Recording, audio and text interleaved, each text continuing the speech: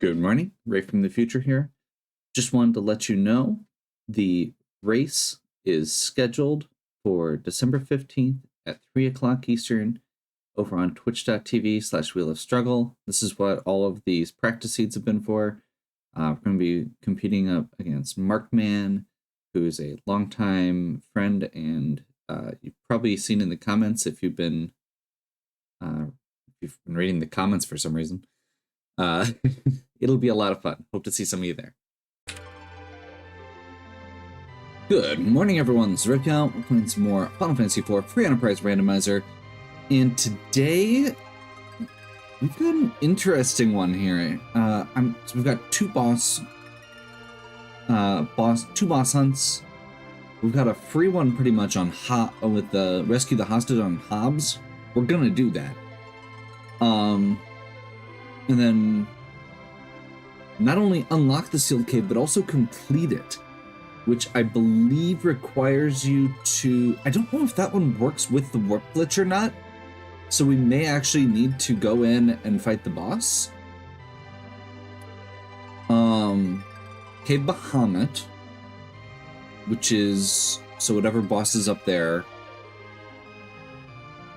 Dark Elf Spell, Unlock the Sealed Cave, and Kogol Forge are our three default ones for this flag set. As a reminder, these recent Free Enterprise videos have all been using the same flag set. You can see more about it in the description. We're going to be doing a race using this flag set in the near future, and stay tuned for details about that. As soon as I've got a date, I will start plastering it everywhere. I would love to have some people along for the ride, joining us for that.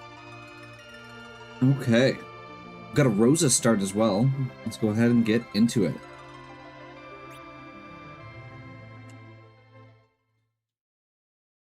Rosa, honestly, probably the best start just because she's so versatile.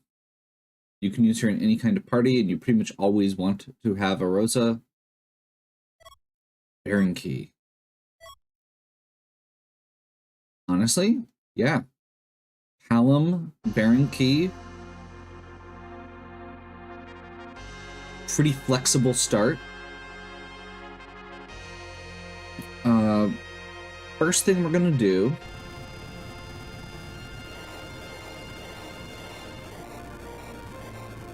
is check. Come on. Wrap it up.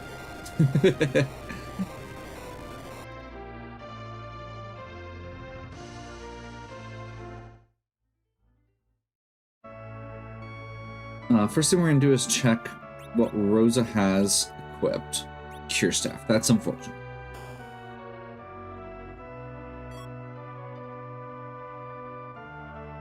I'm just going to do a little bit of... okay, that's a second Palom. Interesting. Magus Sisters for the first fight. If we can get a Gaia Drum, that'll be a quick fix on that. I don't normally loot or check Baron this early. With the Baron Key in hand, what I want to do is poke my head in here.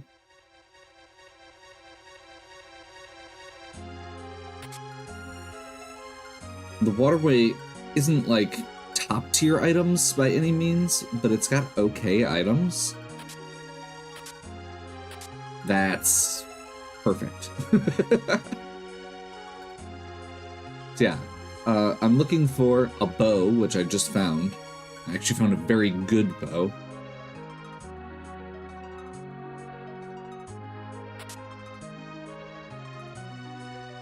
And /or dancing daggers.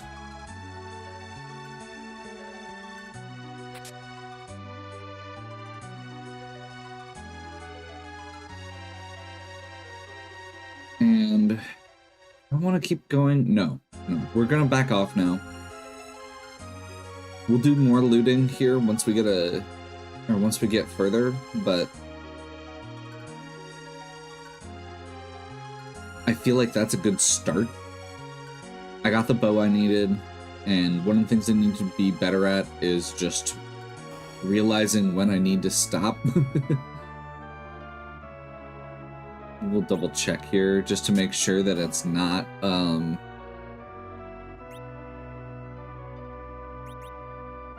that's actually a really, really good item shop. Or weapon shop. So what I don't have is something for Palom to do for this first fight, but I think that's honestly okay.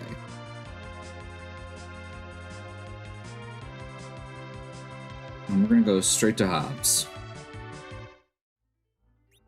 So change, put them in the back row. Mute arrow, samurai bow. Samurai bow gets a +10 strength, which is huge. I'm gonna put Rosa up here.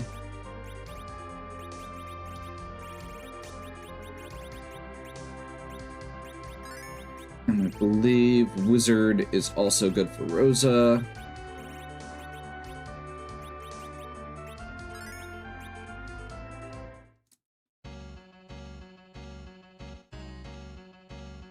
Let's see where our third character is. We should get enough XP to get Palom some useful spells. Wow, this is just going to be obnoxious more than anything.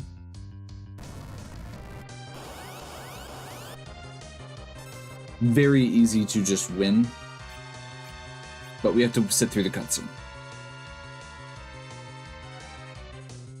And we do have a black sword. Never mind, we came with a black sword.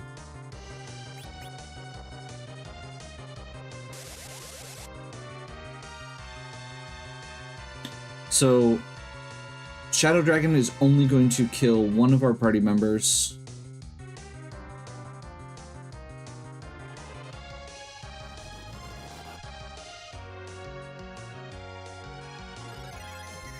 It's annoying, but fine. Then we just need to get a Star Veil up.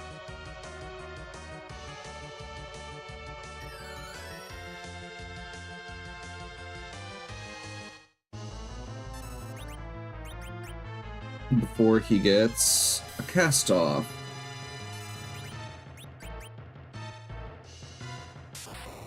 Nope. Great.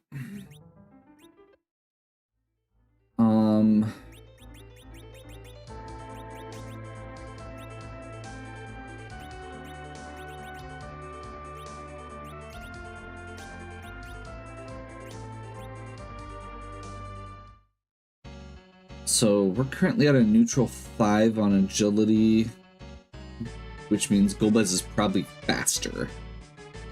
I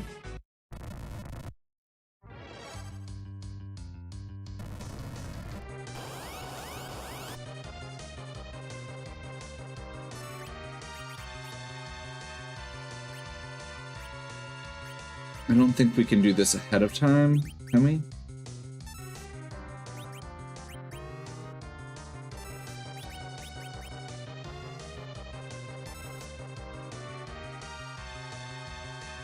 I'll just try it.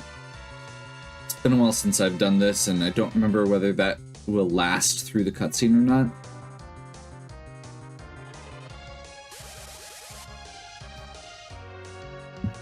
Basically, we just need to get one spell reflected, and we're good. And Palom is the character we care most about surviving.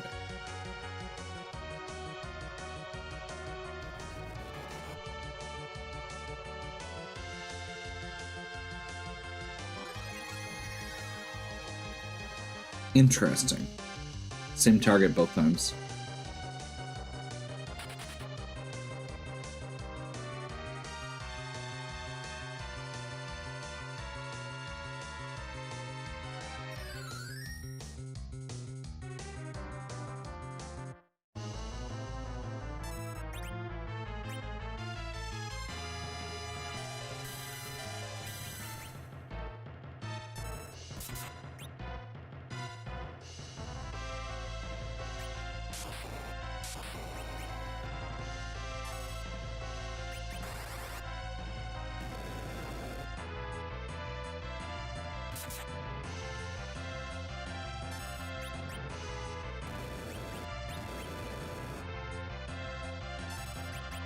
He won't trigger his own script. There we go. With the Y reaction off of one of his spells, you have to hit him. So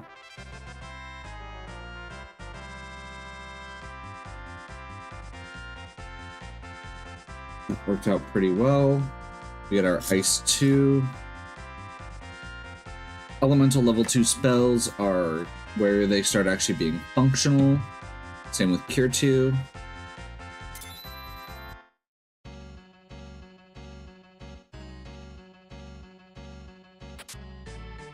Poison Axe. So Cecil here is honestly not my favorite thing to see.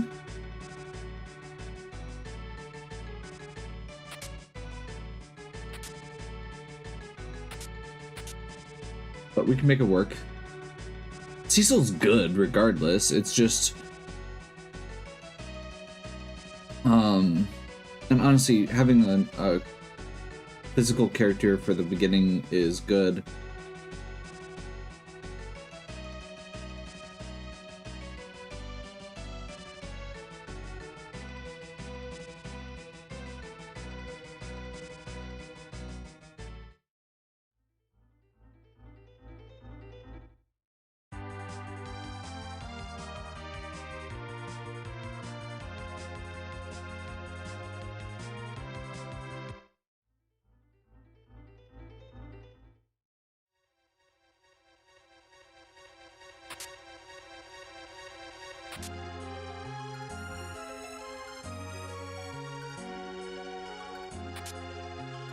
Looking for that dancing dagger still.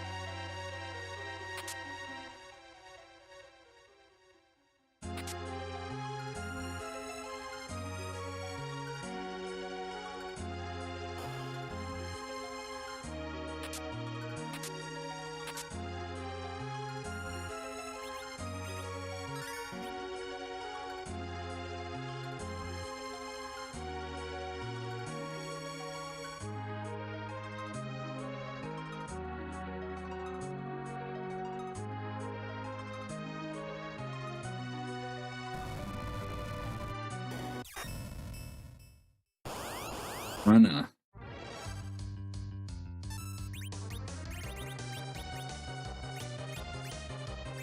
I don't remember which of these is the one I want to use.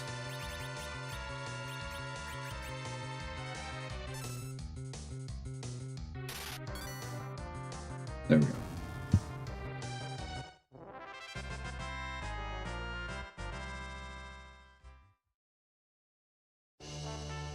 Can. Okay. That means as soon as we get underground, we get a bunch of key item checks. I'm definitely not complaining there.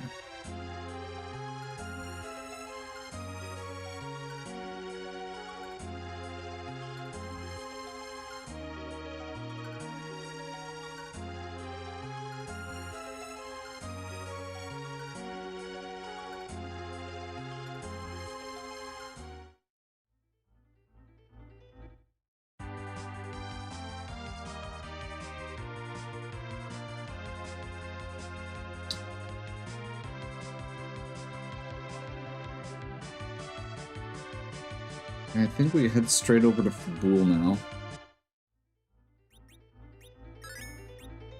I don't see any reason not to.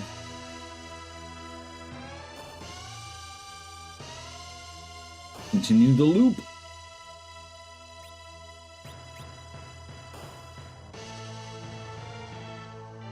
So the one thing I will say is Baron Castle, we get some interesting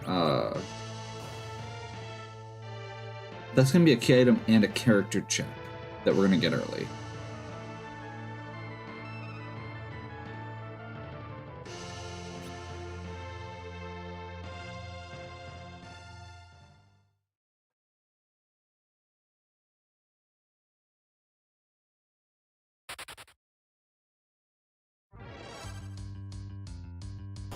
King Queen Eblin, free fight.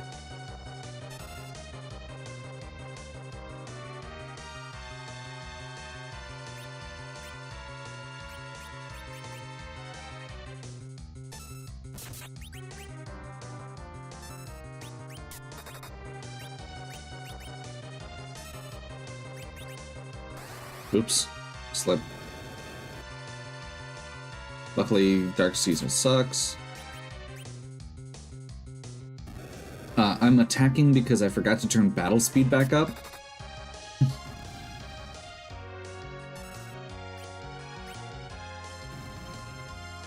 You only have to take King out, Queen will follow.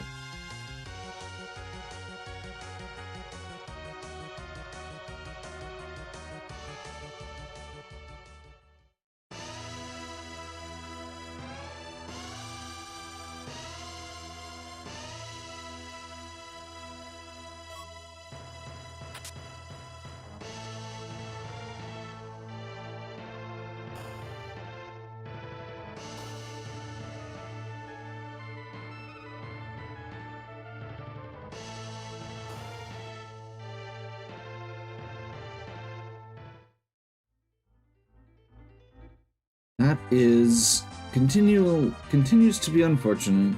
We don't have our way underground yet, which isn't super surprising considering we still have lots of flexibility there. That's just a little annoying.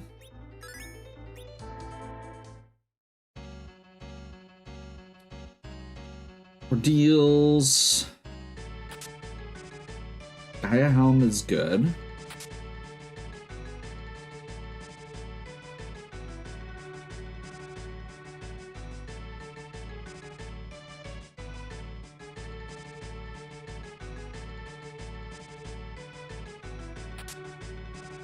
Second samurai bow.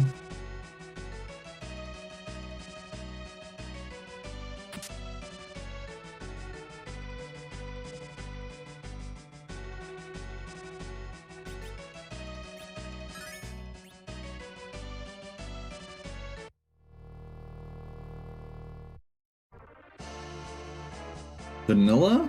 Or is this gonna be a Z? Z. Awesome.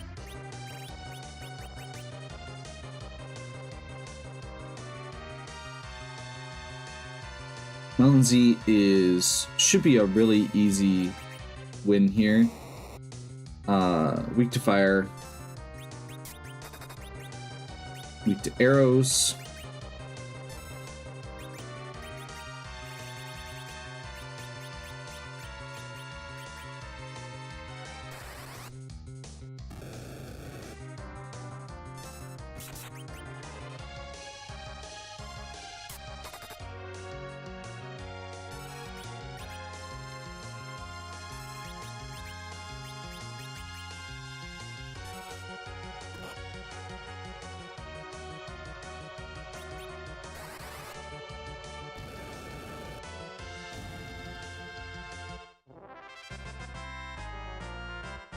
Waiting out that last fire too instead of trying to fire with Rosa in between for the extra damage, because we are running low on arrows. And I don't want to rotate to new arrows if we don't have to.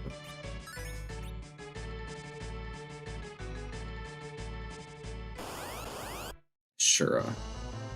Rosa does have mute arrows here. That would mean we're going to have to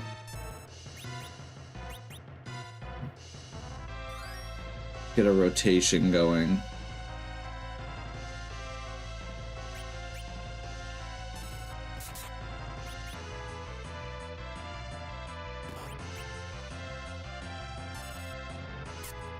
That was too early.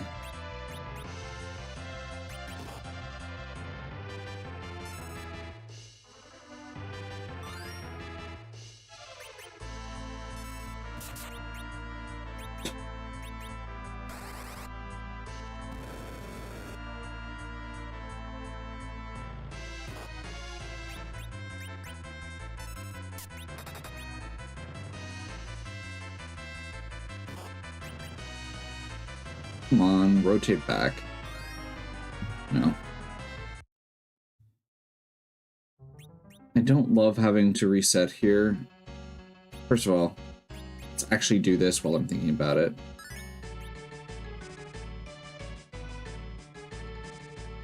So we're not waiting as long, because that's making my timing really awkward here. Attack from behind also makes it awkward. So we need to wait until we're on the life face. This boss has 3 faces. And as long as they're on the life face, and you hit them right after they cast life,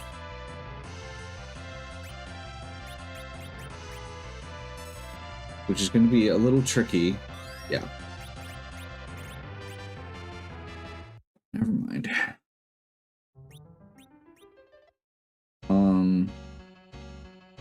Yeah, I think we're gonna have to use reflect strats on this, or be higher level.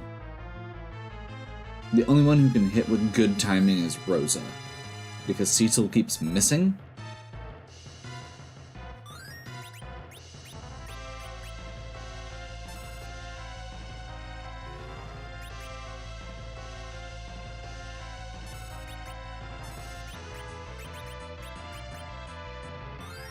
Okay, so Cecil uses 2 Star Veils to bounce Reflect onto Ashura so that when she casts Cure 3, it now doesn't work.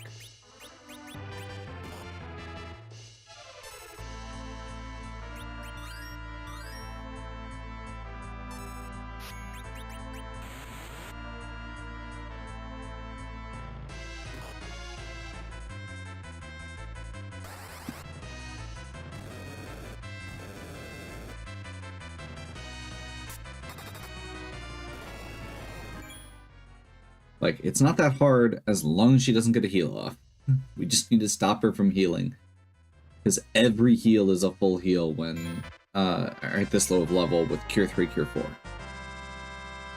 Tell him it's Virus. Functionality continues to improve.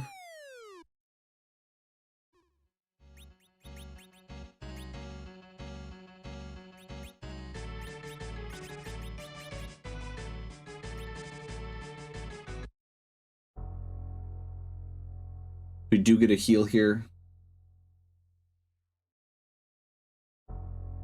Given the annoyance of the last fight, I probably should have saved, but I'm going to be confident that we can take out whatever this is. It's not like Wyvern is allowed. Or, it's not like Wyvern has Mega Nuke, rather.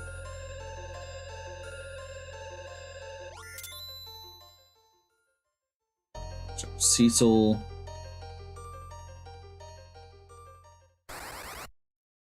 And a Mist Dragon. Nice. Twofer. We do get a free key item for this.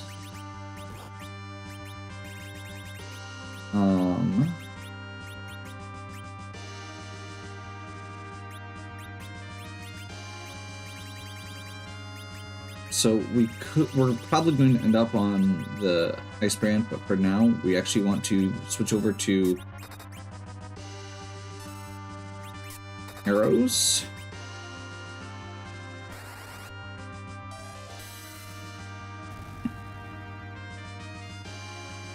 Wrecks things.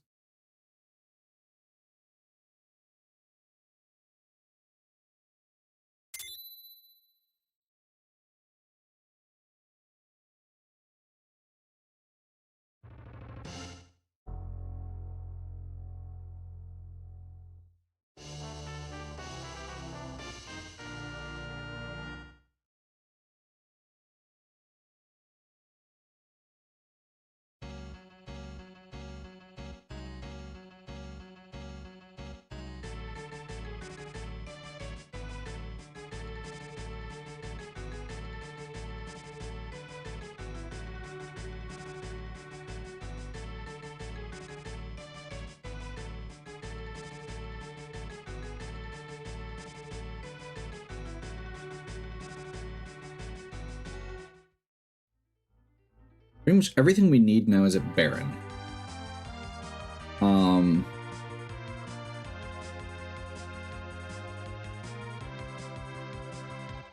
gonna poke my head up here quick. Oh, actually, I probably shouldn't be spending money on stuff. Because there is... Honestly, I'm probably gonna go pick up that Ogre Axe. Ogre Axe is good. For Cecil, we've got Ice Brand, but it's not quite as good, I would say.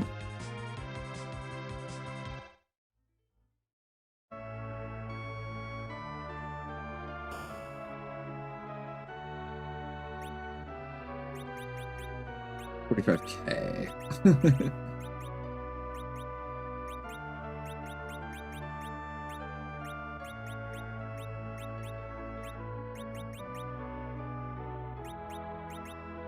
What's Ogre Axe? Yeah, that's what I thought.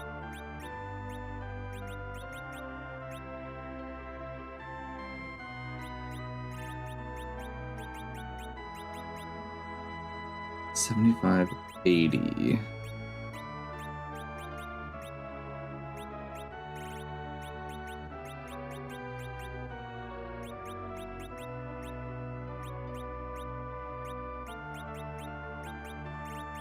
Not quite enough. That's annoying.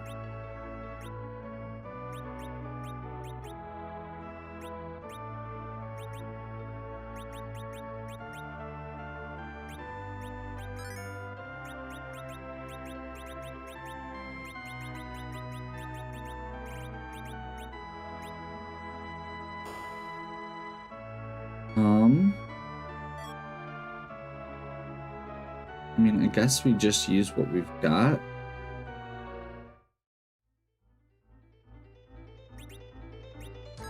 For the next fight, and then... Oh.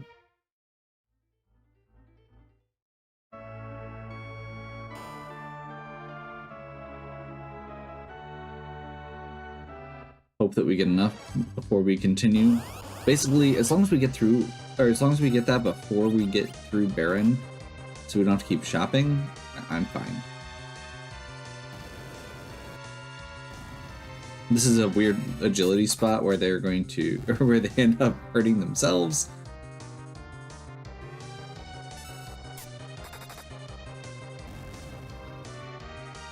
That's not the dangerous phase, though.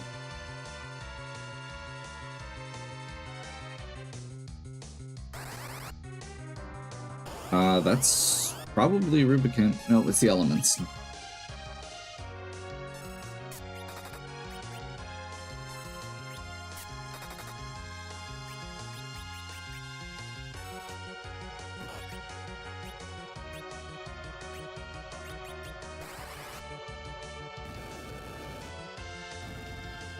Nice.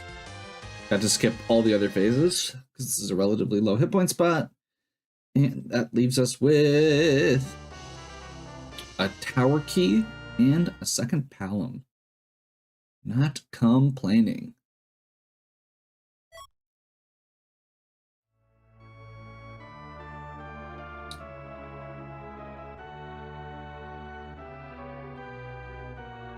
I don't believe that's going to give us enough money to get that Ogre Axe still.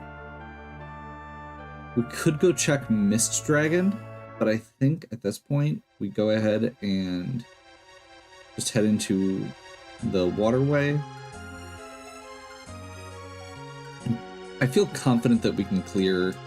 Actually, I should probably do this.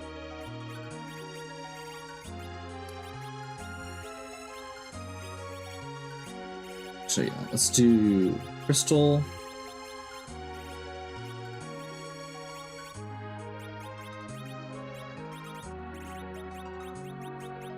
Gaia. We're gonna do a single mute arrow. Let's give her the black belt.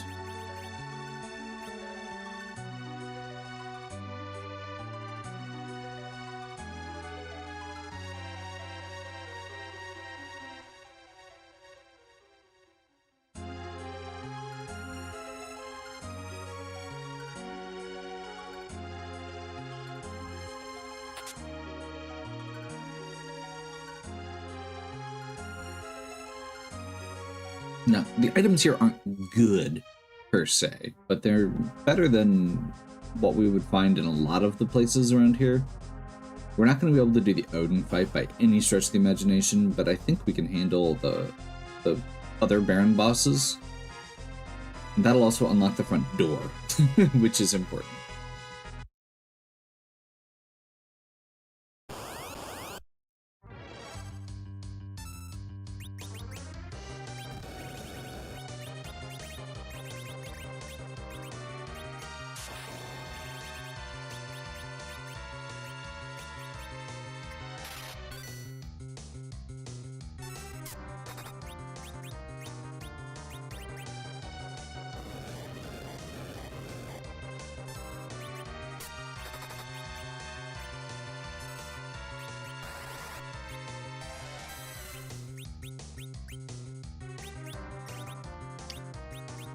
That's a little intimidating. I was expecting him to change already.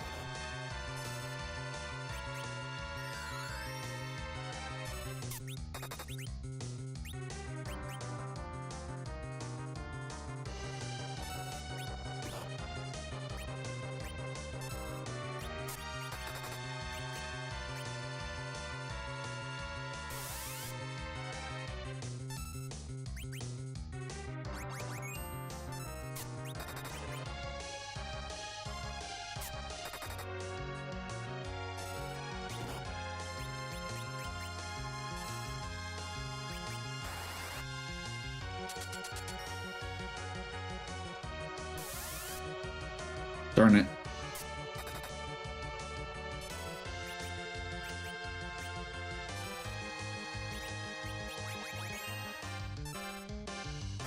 Okay. Stop is now in effect, so we can just go to town. I forgot we can use twin with 2 Palums.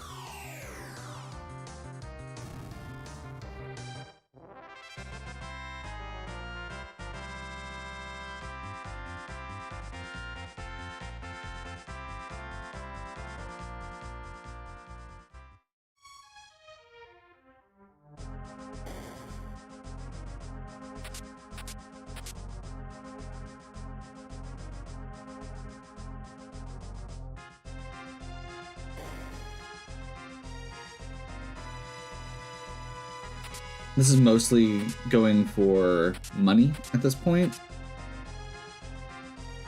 I don't think we're going to find much better than what we've got with our samurai bows and stuff. We could find some more arrows. Some, like, charm or mute arrows.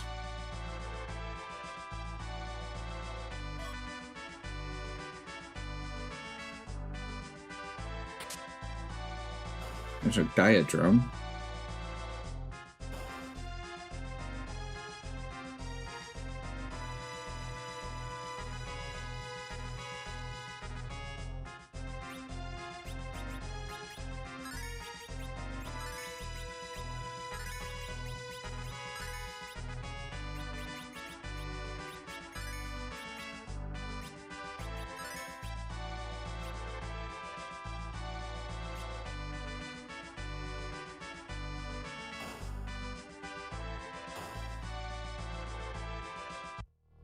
See who the king is. Octomom, this should be fine? Question mark.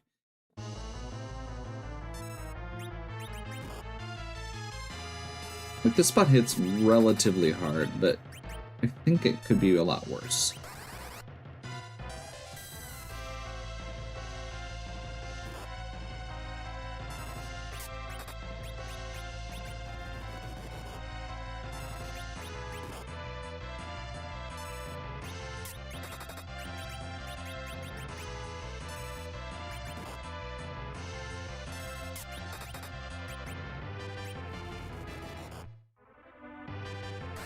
get as many hits in as we can as quickly as possible, because that causes him to lose arms, which makes him go slower rather.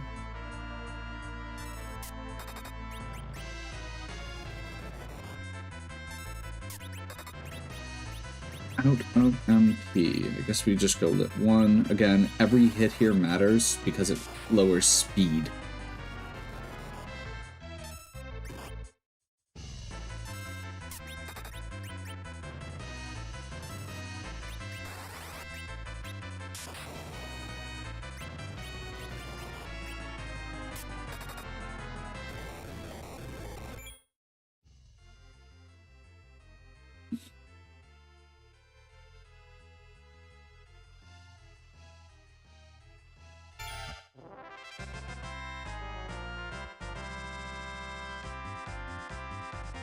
There's Berserk.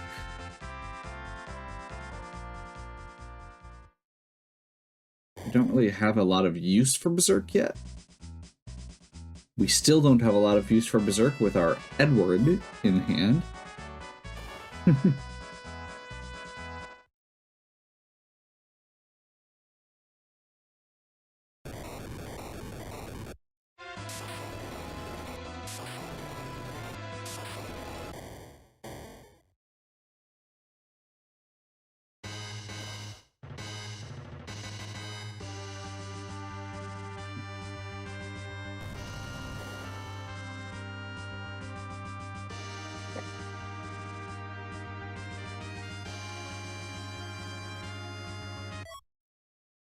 Here's our Adamant. Halfway to that. We still need a way underground.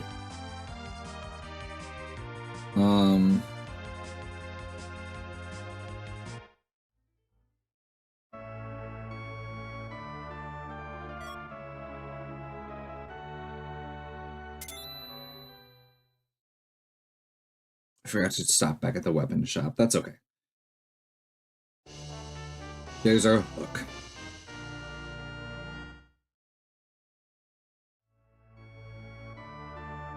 That's unfortunate. I guess we'll check this shop over here. I mean, honestly, Samurai Bow, if we had a better... Samurai is the best bow. Sell the Sylph, even though it could be useful technically. We don't have a Yang coming.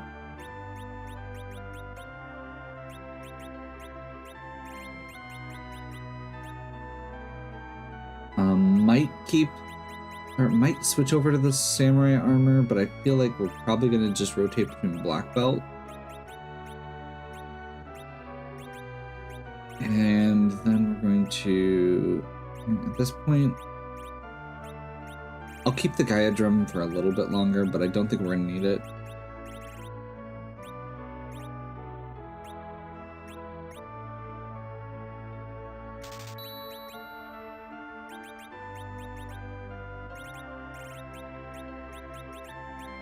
Lilith,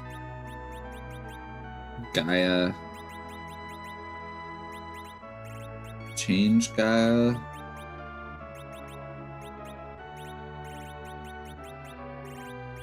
headband. The downside here is this does prevent Berserk.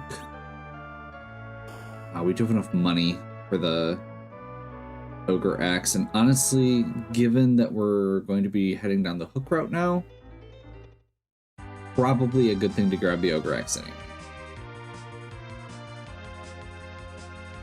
We're into our quick boss checks.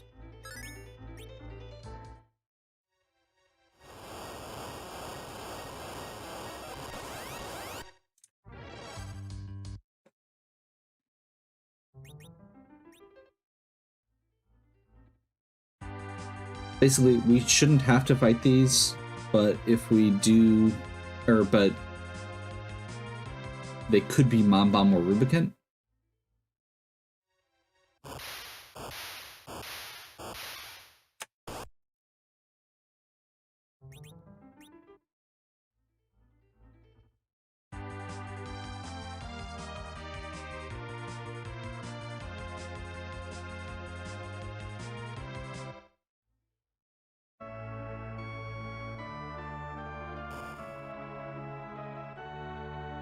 Specifically grabbing the Ogre Axe because it's good against giants, as well as just being a good weapon.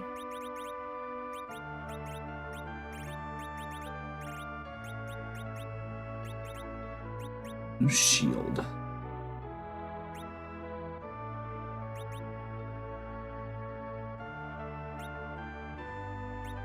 I suppose we should at least give him what we've got. As much as Eddie is mostly just going to be a body here that can use items, you know, he can contribute a little. I don't think I need to do... Oh, we need to do the cover crab. Don't think we need to do Goblin Castle. We could go for trap chests there. But I think if we just do the hook route with the trap chests, we've got an Ogre Axe, we've got ice arrows for the Stalemen. That should be good enough.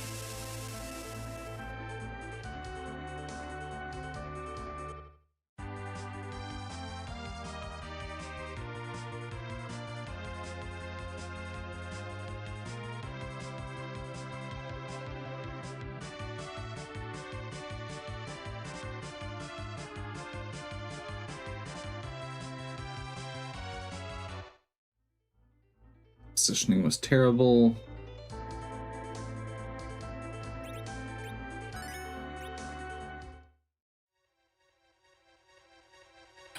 Like I said, we are going straight in, opening every chest on the way. Stop at the shop. Although I'm not sure that there's that much that it's going to give me, because most of the stuff we still need isn't going to be in shops.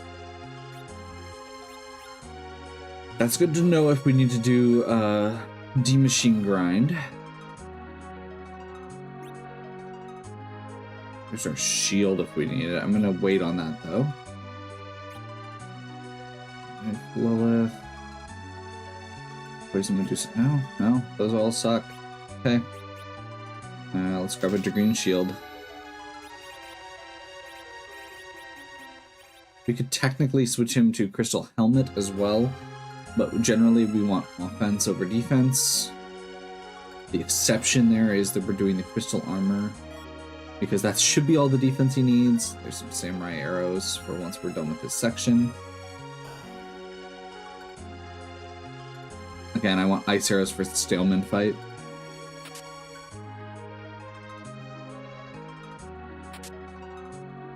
Black Robe for one of our Pelhams.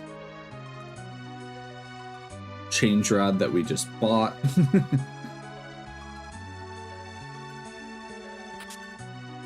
Another Sylph, which is probably just going to be money. Gungnir, which is probably just going to be money. We'll keep it around though, because that is Kane's best weapon. Or one of his best weapons. First Cabin, which is good.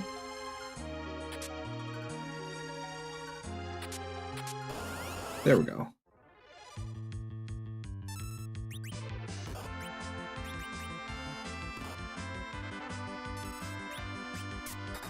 I forgot to heal.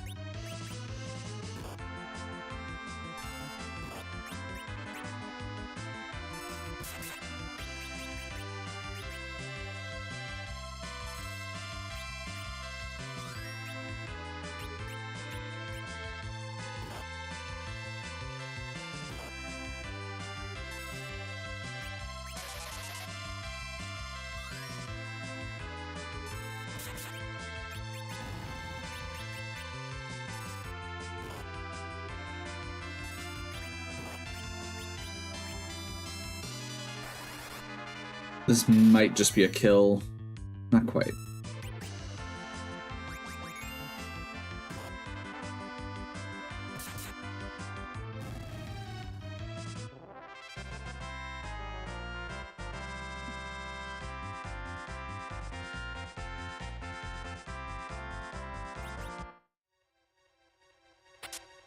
Not a great pickup for our item. Let's see who's replacing Eddie. Not that that's already predetermined. Okay. Rydia isn't great here. I mean, this is gonna be a ridiculous party once we get leveled, but leveling it is going to be hard. Unless we find... sirens in the shop.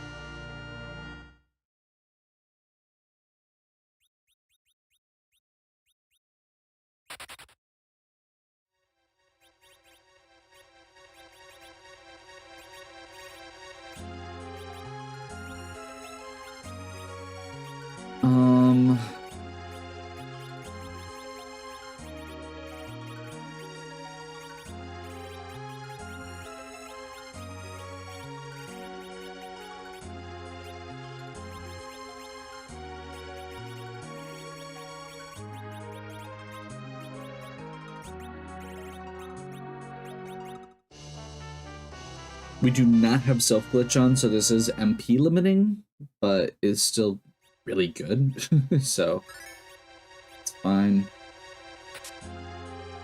Silence staff.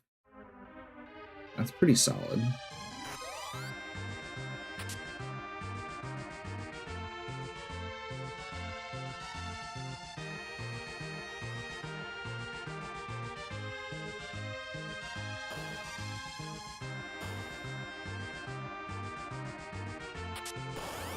I didn't heal still, did I? This could actually be real bad.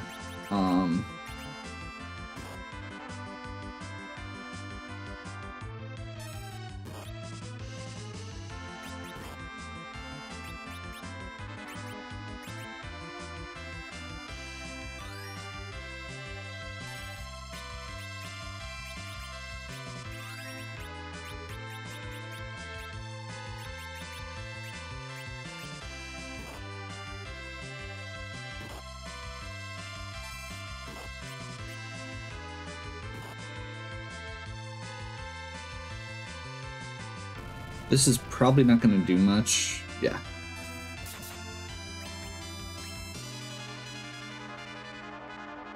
So we're going to be using Cecil for both offense and defense here, and everyone else is just healing Cecil with cure potions.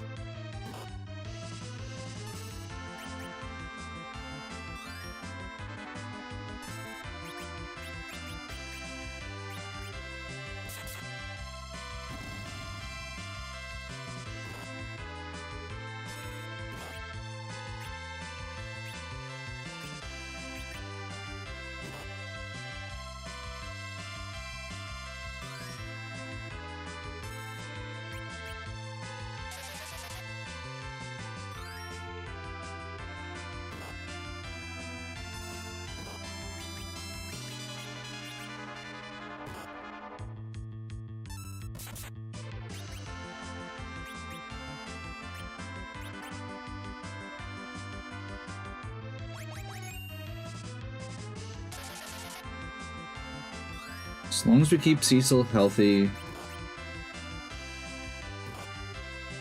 Those were really high rolls. That's a problem.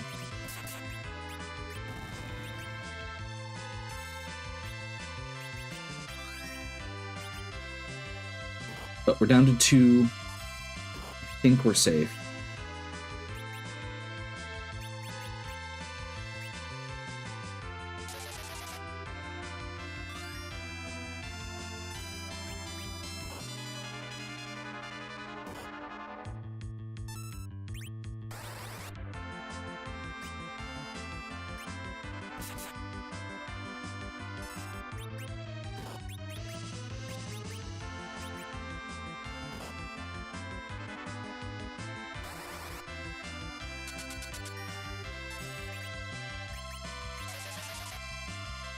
Yeah, that's a problem.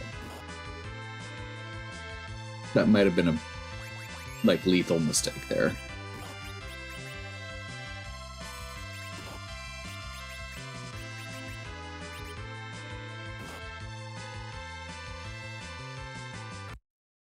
did I save? That's what I was afraid of.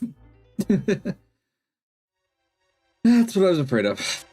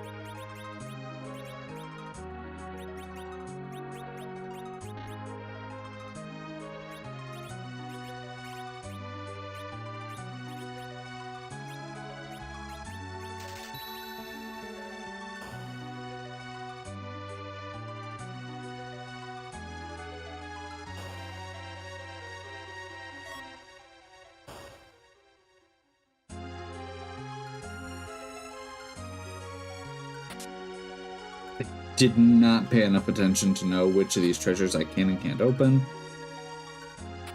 Or are worth opening, rather. So I shouldn't have bought that Lilith Rod, but oh well.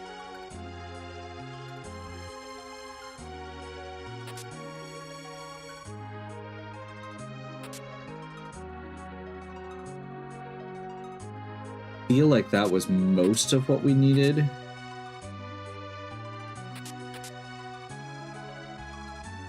Was that Gungnir?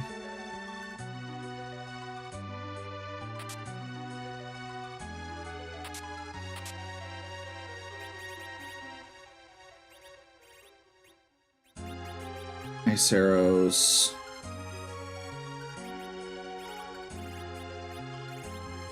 Green shield.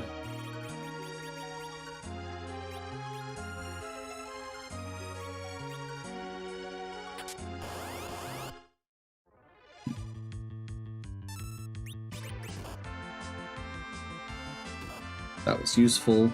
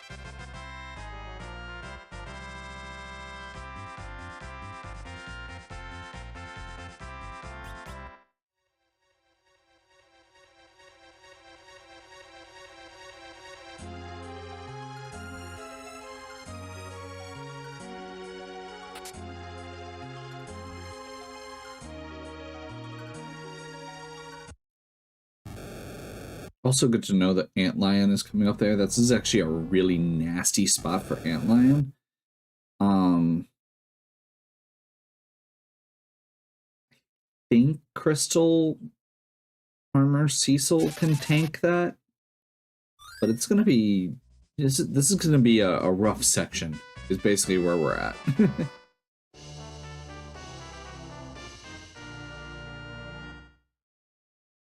I think once we get underground, we'll be okay, but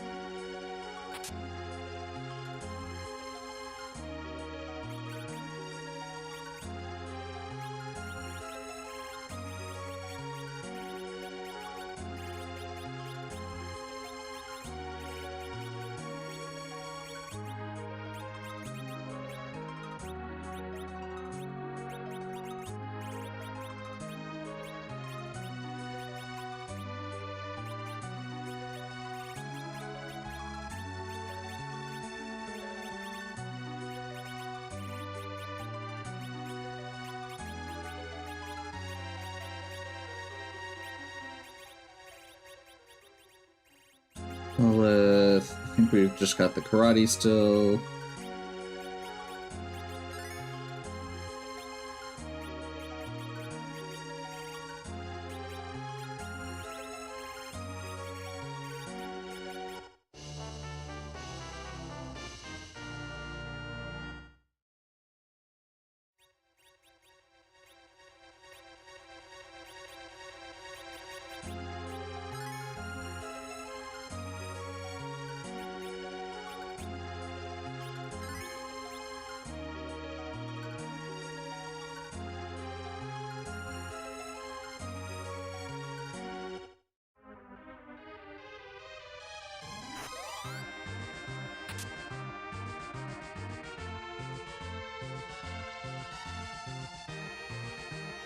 Hopefully we can do better this time. We've got a little bit better gear on Cecil.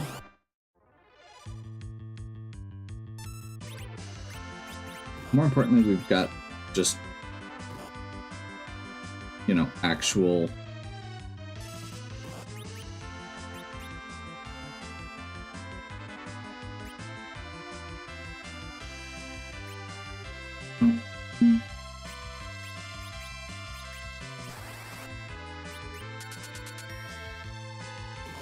we've got MP, which seems like a small thing, but being able to cast Stop on these guys is going to make a big difference because that's going to slow down how many hits Cecil has to recover from each time around.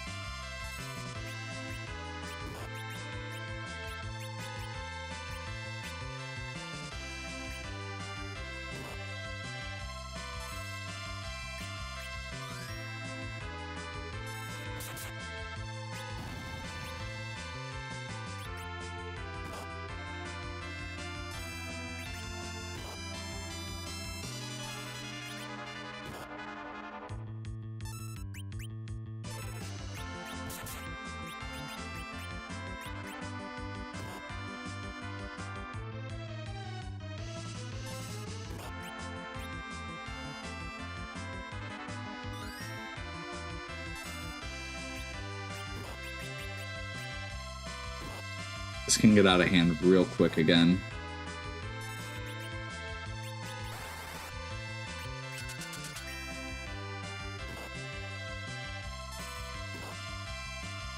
Like that.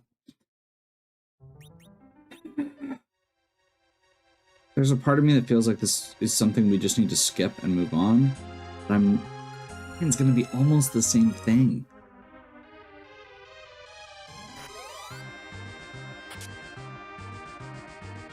Like, I don't know if I have a good way to deal with this.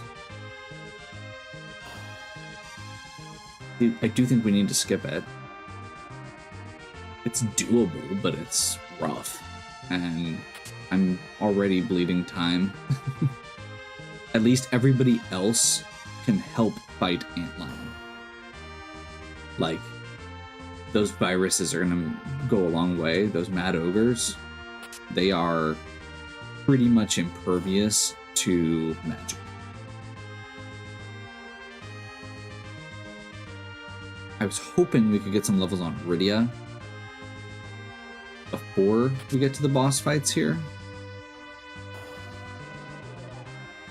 That does not appear to be the case.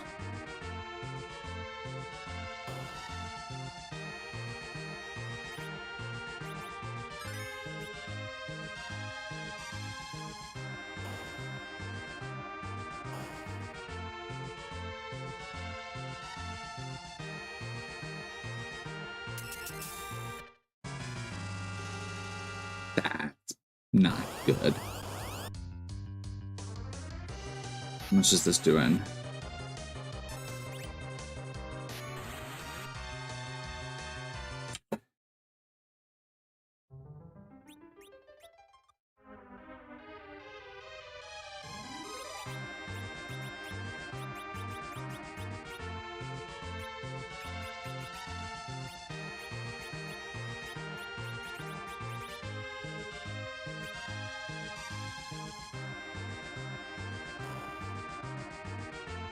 Okay.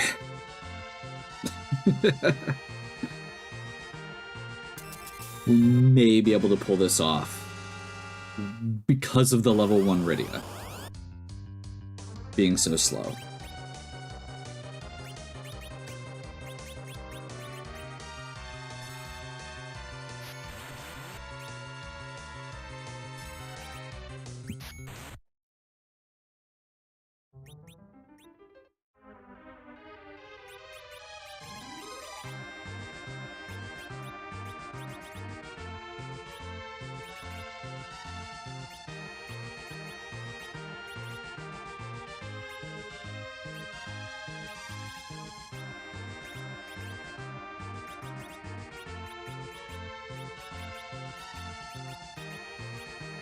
Still rough.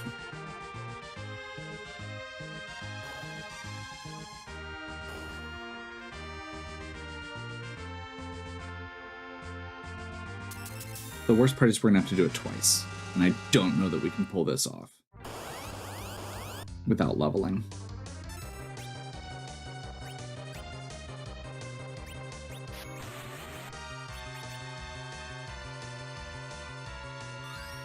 Basically have to hope for a low roll on this one, and that his turn comes back up quickly.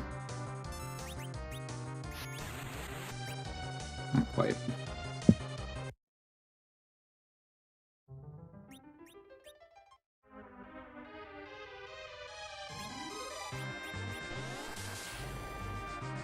Oops.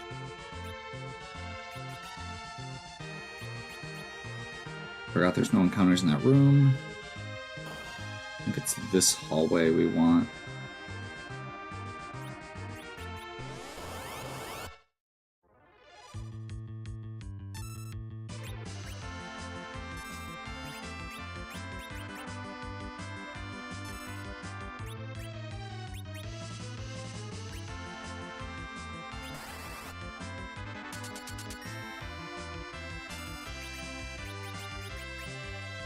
The worst part is this is the easy part.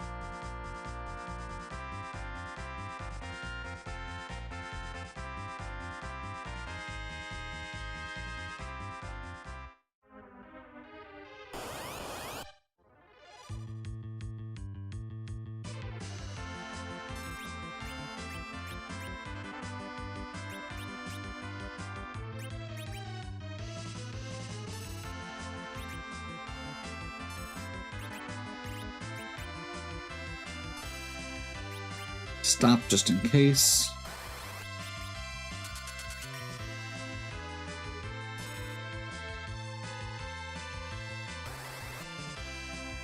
Now we're at Quake Kid Tactics. Quake is a good spell, if you're not aware.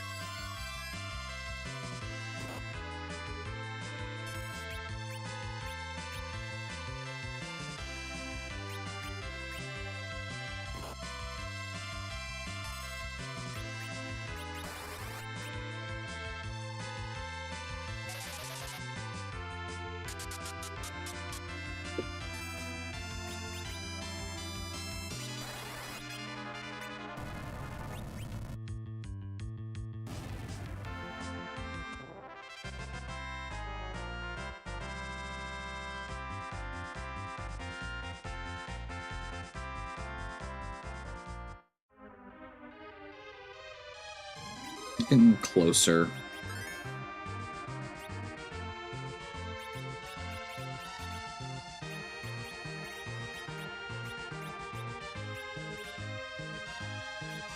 Not quite there yet.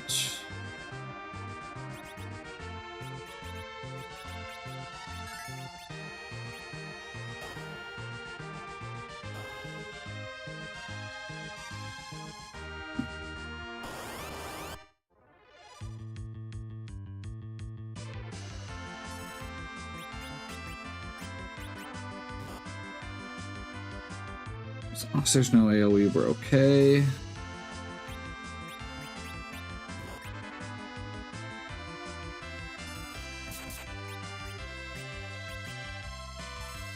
Come on. I hate everything.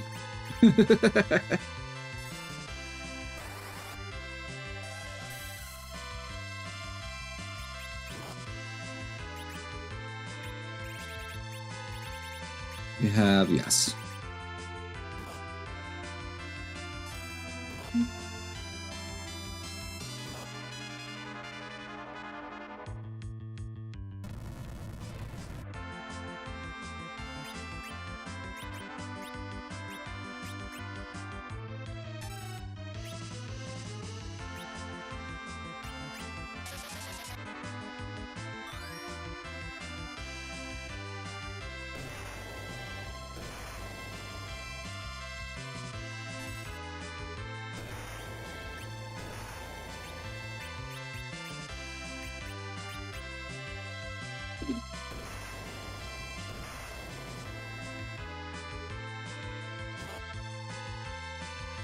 Yeah, that works.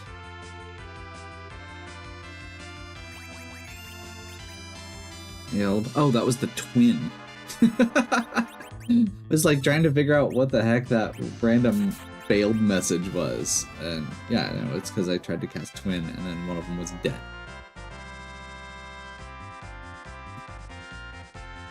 We still got 2 more levels. We got Quake on the other Palom.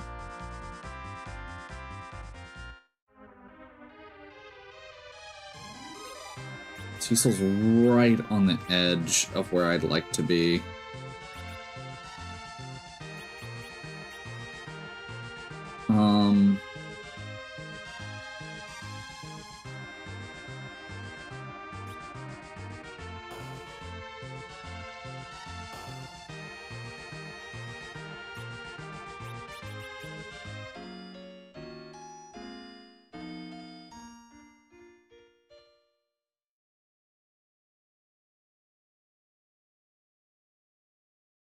That means Cecil's not going to be protecting people this time.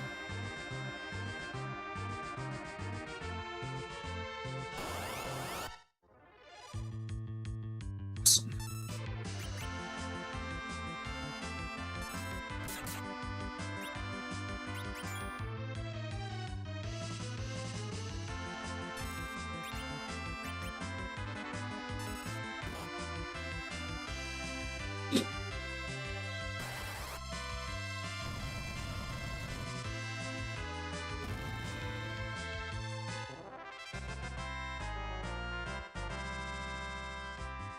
Crap.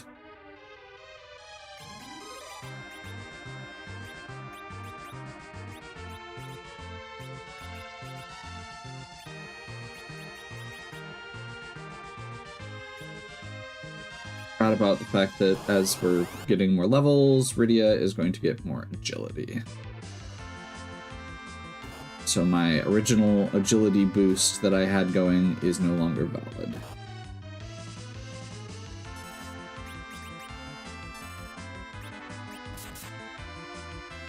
Great.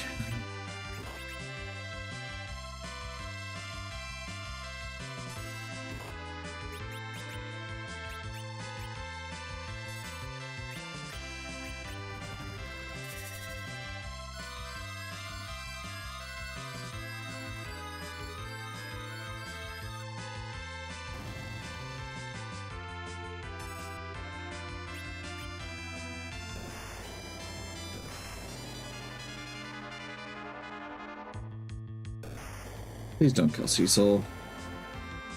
Thank you.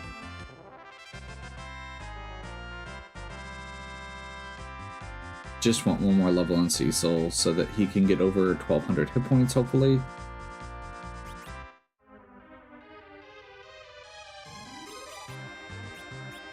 I'll risk it.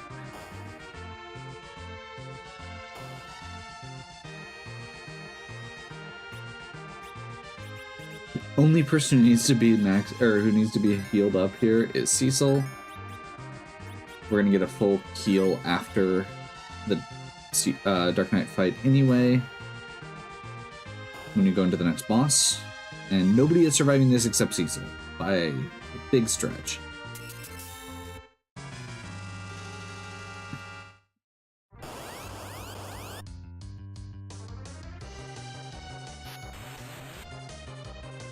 That was a high roll that I didn't like. This needs to be a very low roll. Nope. We're basically playing the numbers here of just the boss needs to roll low or we need to grind more, and I don't love either option.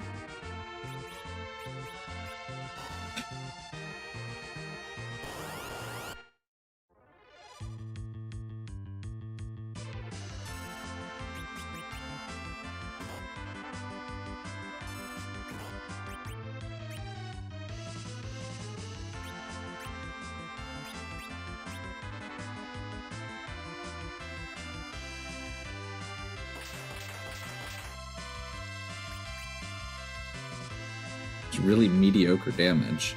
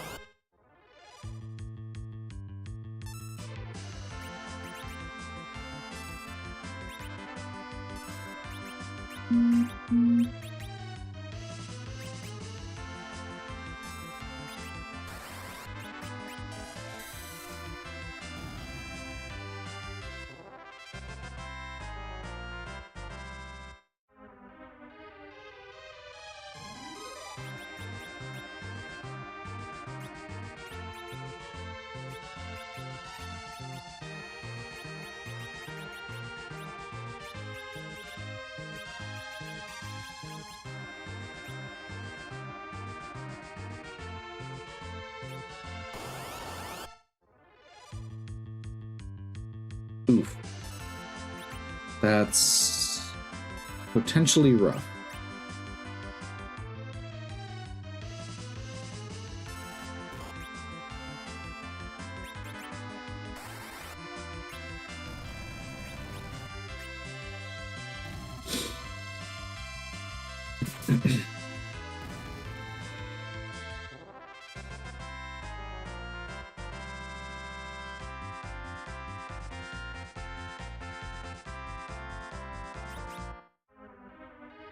That's actually a really good pickup.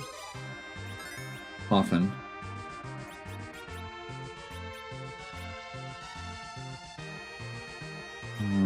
Okay, we're gonna go 2 more levels, I think, on Cecil.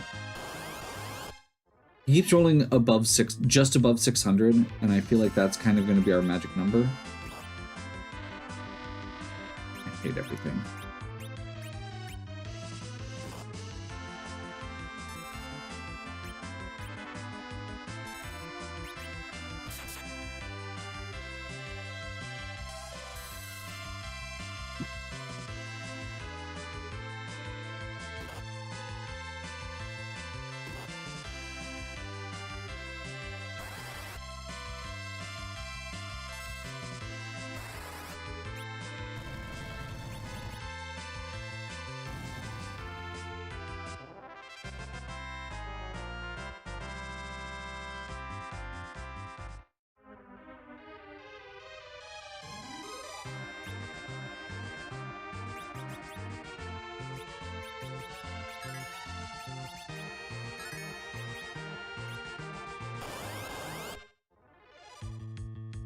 So many random enemy types in this area.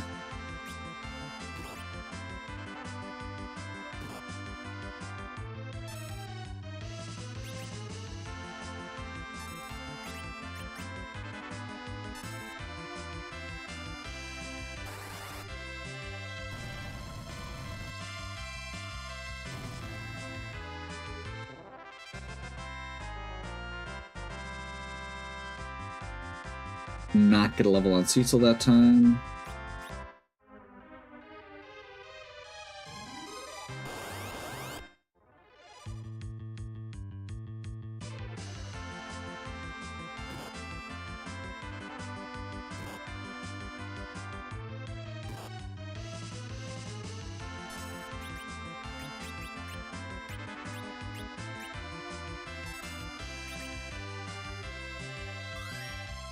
I just realized I didn't have enough MP for another Quake.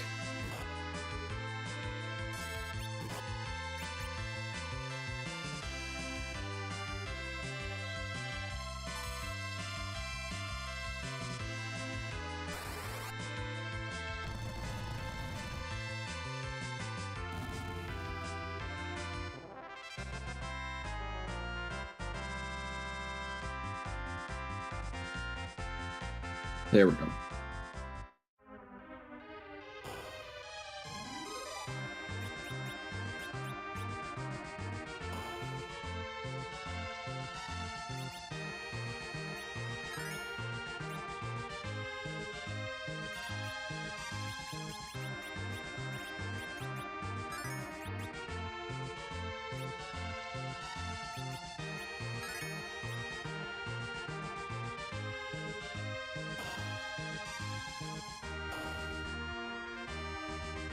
Do have encounters off, right? That moment of panic. Okay, and let's double check. Will these select 14, 13. As good as that 4. I should have left her down the whole time while we were grinding.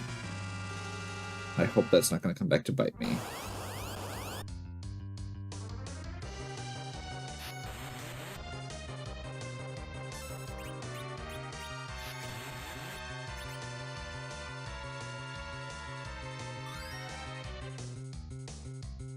I think using that elixir may have actually been another mistake.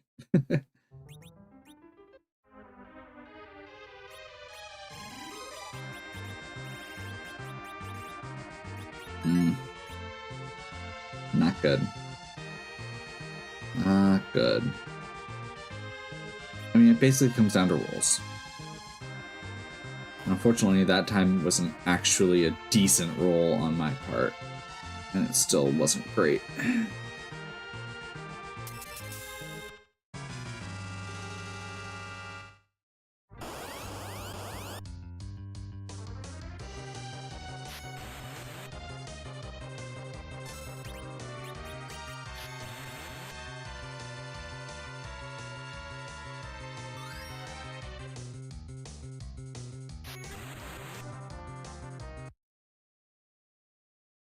We are so close right now.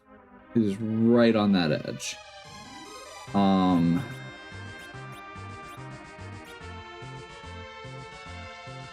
Yeah, let's just see if we can push it if we get all the way down.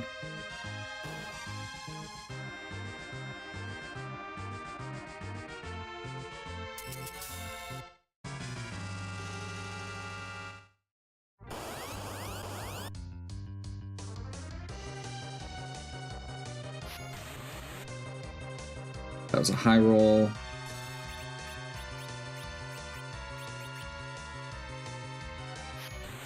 I think it's still going to do it the same. Don't think we're going to get another... Okay, that was a... No. First two were both 600.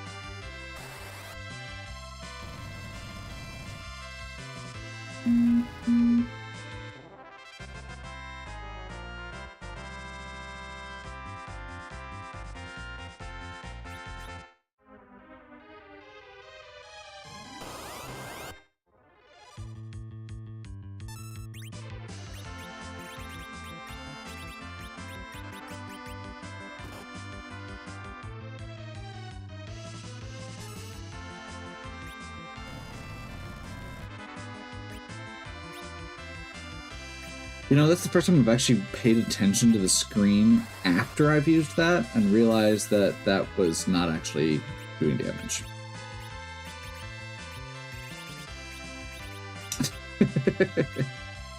Whoops.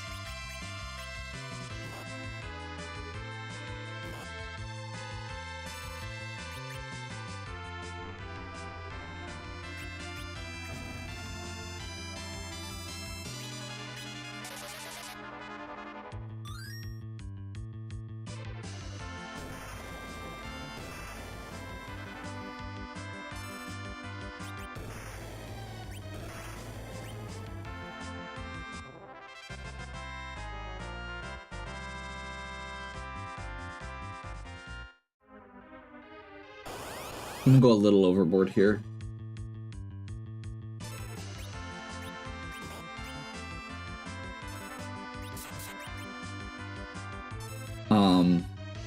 So my thought process here is average damage, they're doing 530 to about 650 per quake.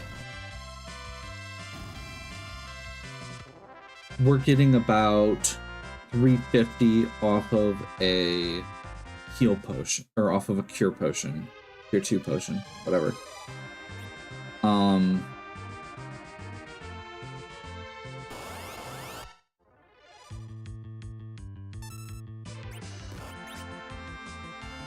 So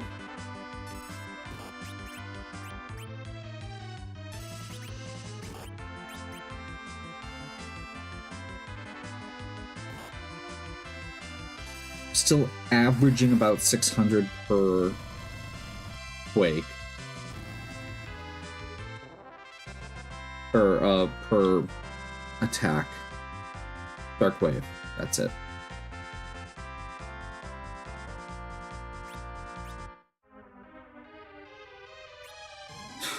So 600 twice is 1200 plus 350, or which leaves me with 150 plus 350 is another 500. So we do need a little bit more, or we need to get lucky on rolls.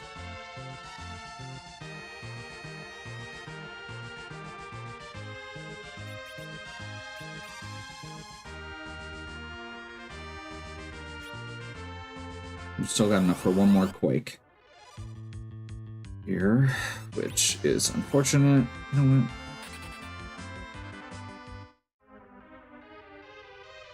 These balloons are annoying. I want something I can quake.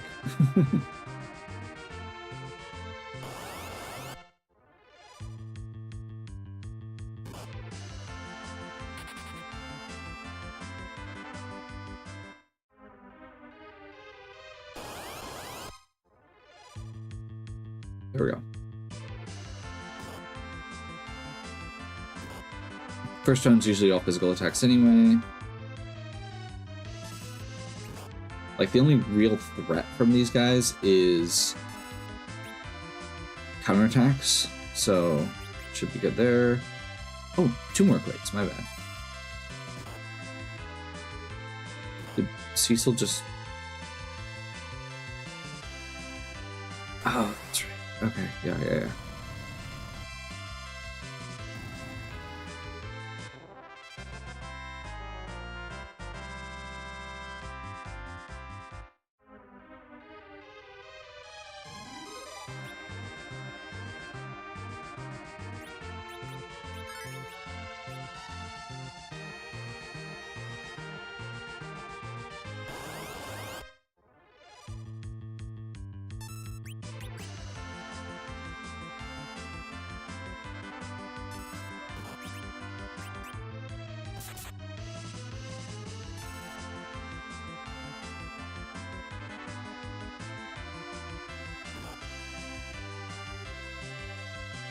The worst part is we have Antlion after this.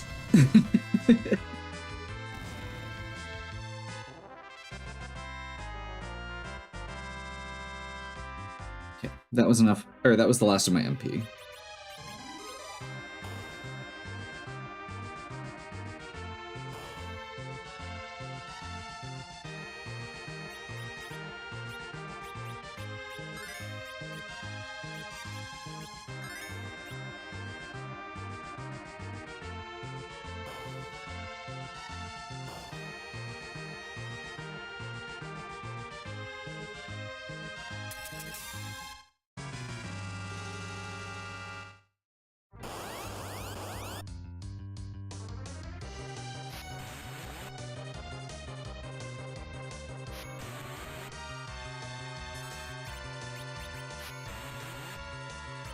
forgot to switch my order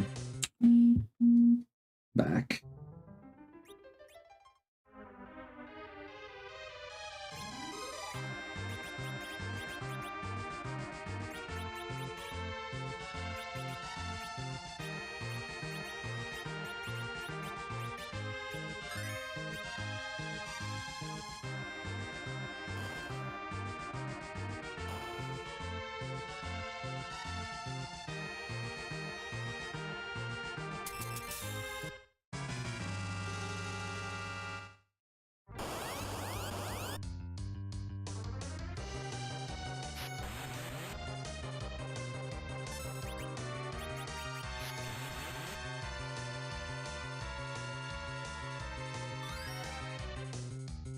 Nice. Justice, not the only right in this world.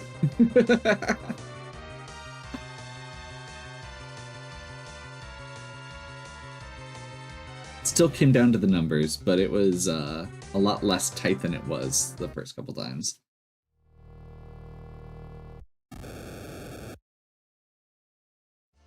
We are definitely going to go save before we jump into this.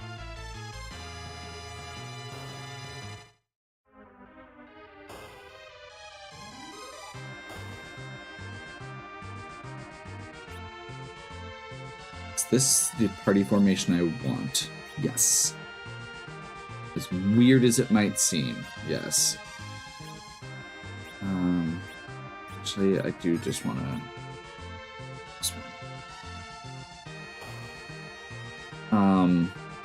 The big thing here is we want Cecil to be able to get his defense buffs from the back row.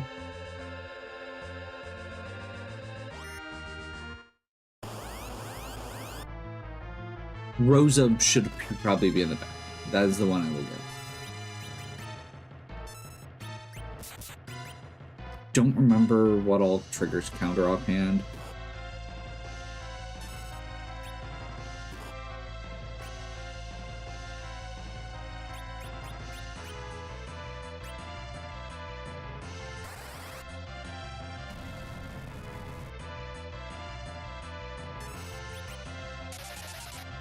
Quake doesn't trigger counter. That's what I wanted.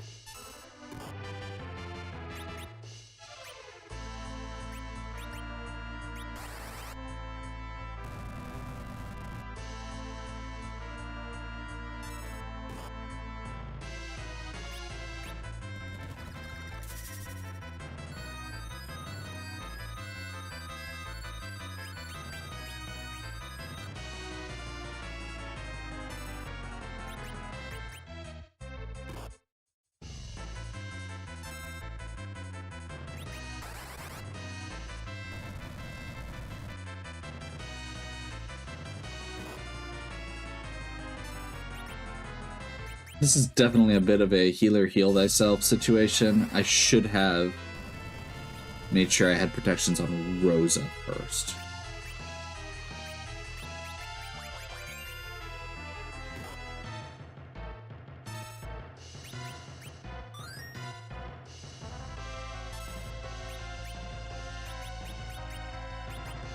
Get that blink. Double Quake spam continues.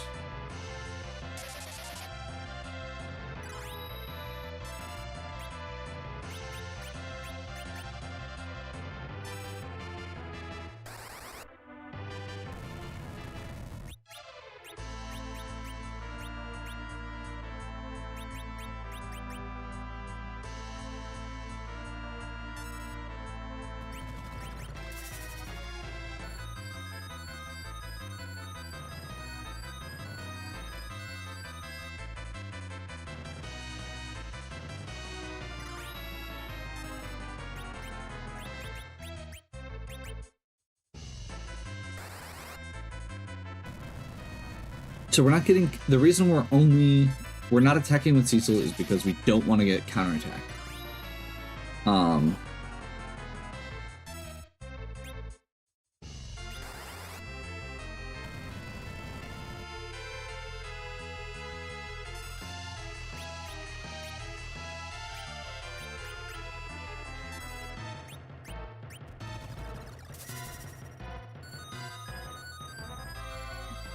It's going to be kind of a slow and steady here. This boss does have like, I think something like, I think it has over 10k hit points. This is the first one that does.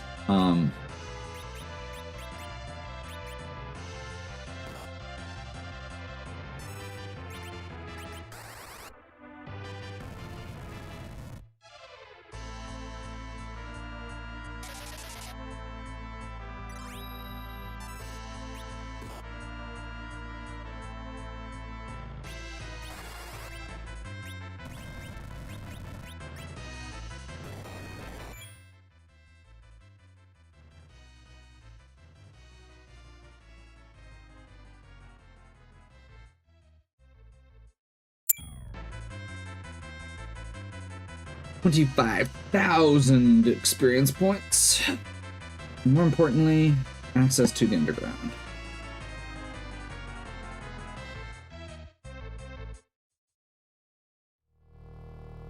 Which is what we needed.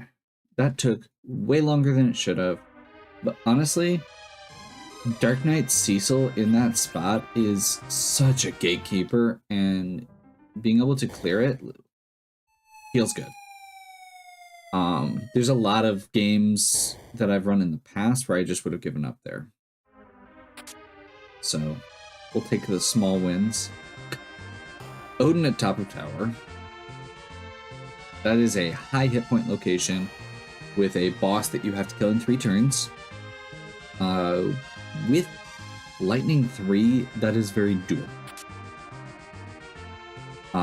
As long as our Halams can survive it.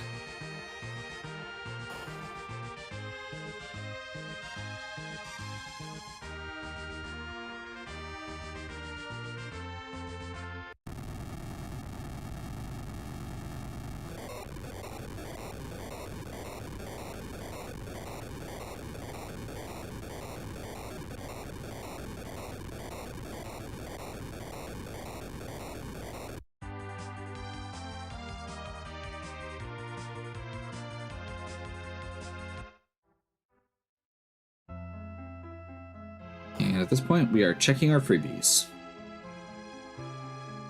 And poking our head in to see what the boss is. At, Land of Summon Monsters.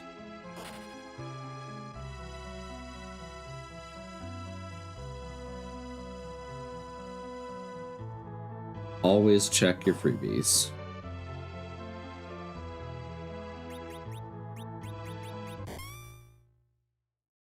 So we get 3 from Pan, 1 here and then 2 on the surface.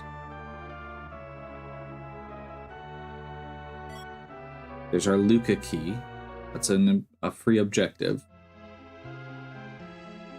I don't know if Dwarf Castle is going to open it up automatically.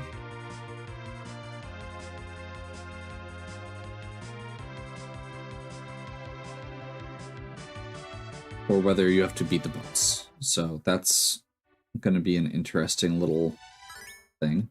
Let's make sure we actually save. Not going to do any looting here.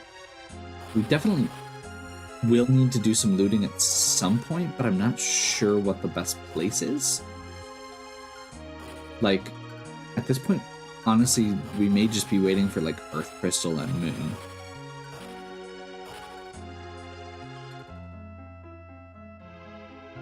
Because I don't think we're going to get anything... Like, we could get, like, a Lightbringer, maybe.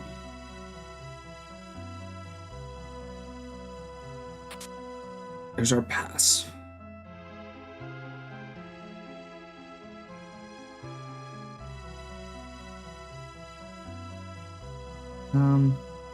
We'll double check the shop here quick.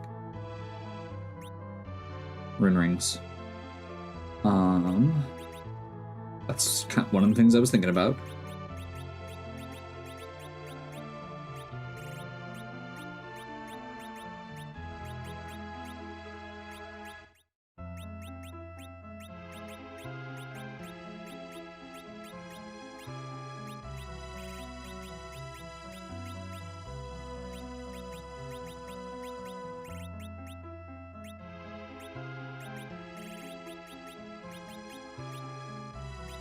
I'm going to commit to saying no to king. That was the wrong thing.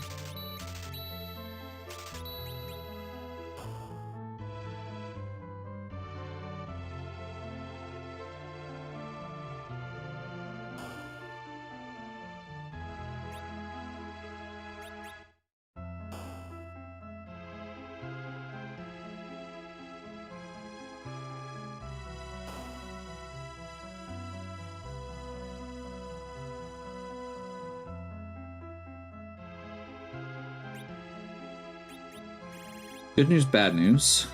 The good news is those are not required bosses. The bad news is those are not required bosses, and they are awful.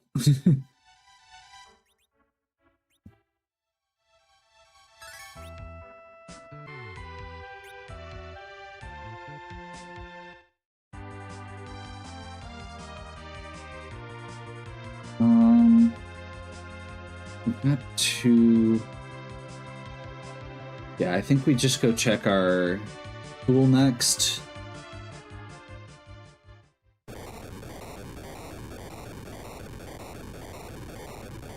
We've got Tower Key, which is an easy check.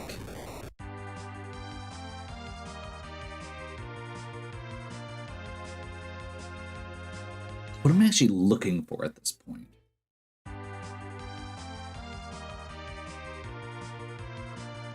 Obviously, Legend would be our ideal.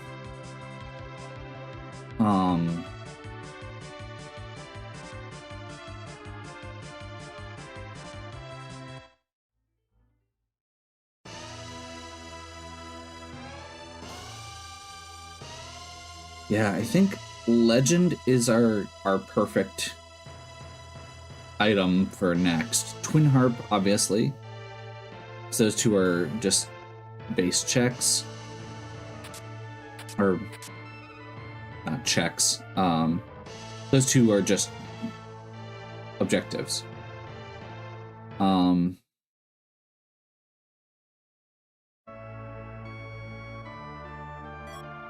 There's our Darkness Crystal. That opens up a lot of the rest of our checks. And a Rat Tail, which is another check, plus we can turn in our Pink Tail.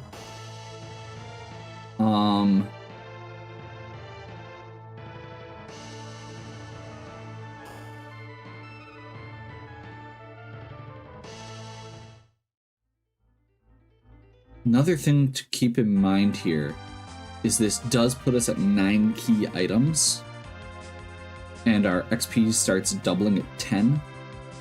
So this does actually open us up to more grinding soon, once we have a way to do it.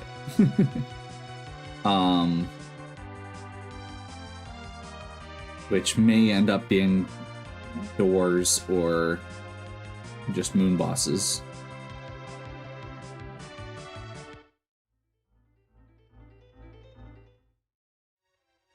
What am I hoping for from the smith? There's our earth crystal. We'll take it. We have so much open right now. Getting a little bit of analysis paralysis here.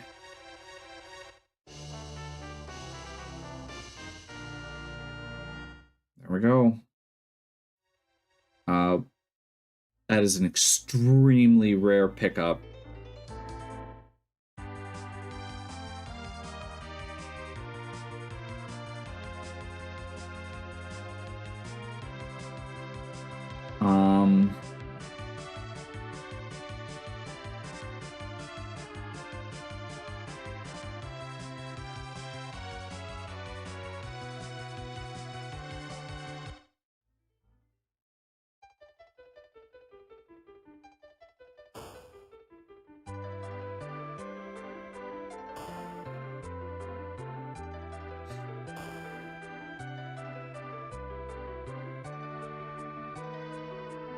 So with that crystal sword, that does shift my idea of what I want out of a party a little bit.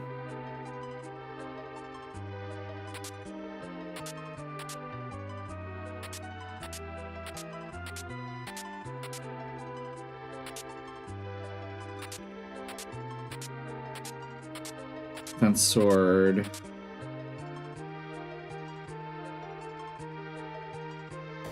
We're probably going to want to go more hybrid at the very least, rather than a pure explosive nuke strat.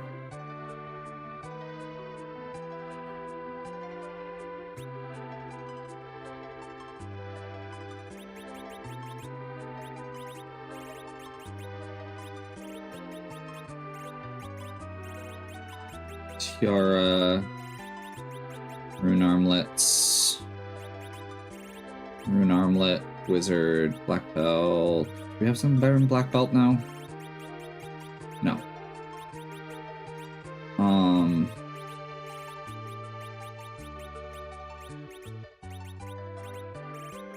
Although we may need to. Oh, whoops. There's our last rune ring.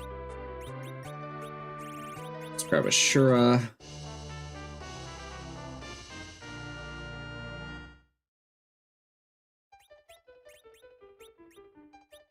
Summon ups are good, especially if we end up with Tella at some point here.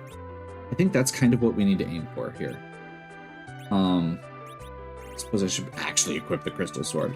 Those not familiar, Crystal Sword is stupid.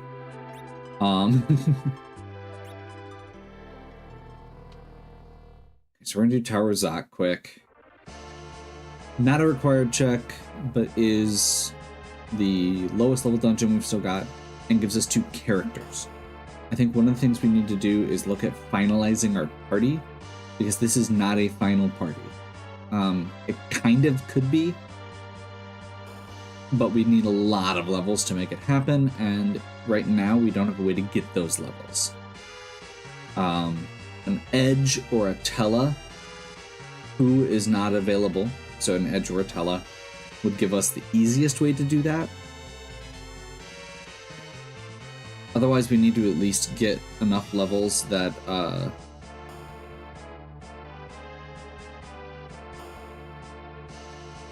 that one of our Palums can cast Weak.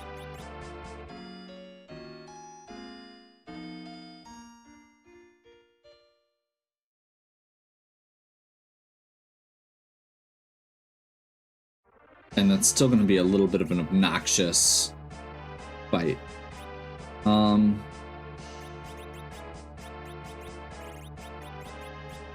We have her with a silent staff right now. I'm not sure why I've still got the black belt on her.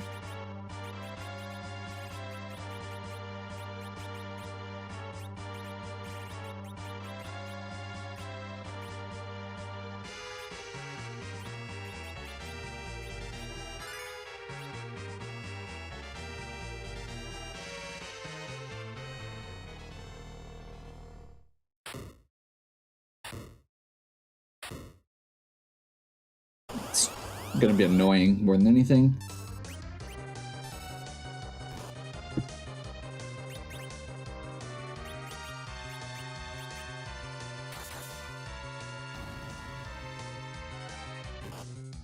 I think that says a lot about that. Cecil's able to do that much damage to something that is normally almost immune to physical attacks.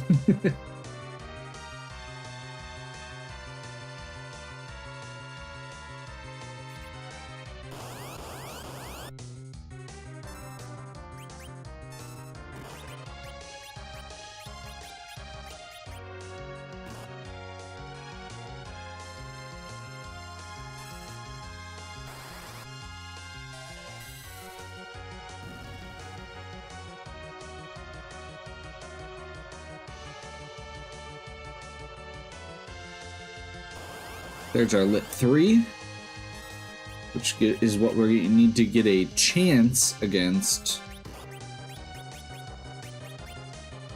Odin.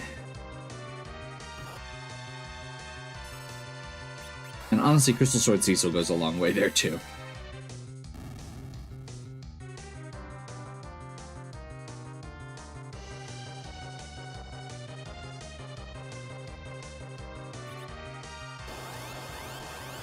Good source of at least slow XP here.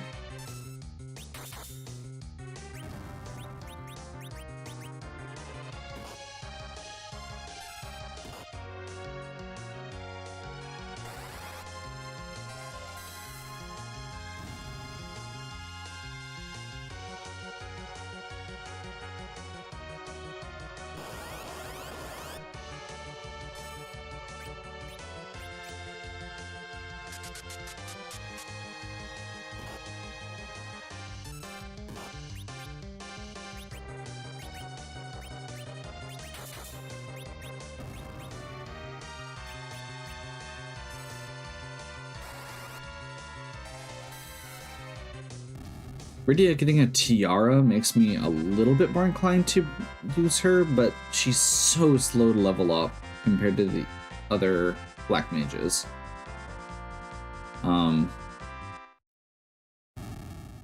That I'm still very hesitant about that. If we do find it a good option, we're probably gonna... Okay, there's Arcane that we're swore we weren't gonna use. So that's either guards, or that's one of the guard fights, either the guards or the officer. That's gonna be in the back of Dwarf Castle. That's the second fight. We could still technically take Kane, but we don't really have a good reason to unless we get a second white mage. There's our edge. Perfect. So especially with edge over Tella, if we'd gotten Tella, I might have considered temp swapping out like either the Cecil or one of the Palums so that we could level Rydia up. But with this, I think we're going to have to dump Rydia. Yes. Yes, take her equipment. We don't have anything for edge right now as far as weapons go. So that might have been a short-term oversight on my part. We don't know who the boss here is, but I think we'll be able to handle it.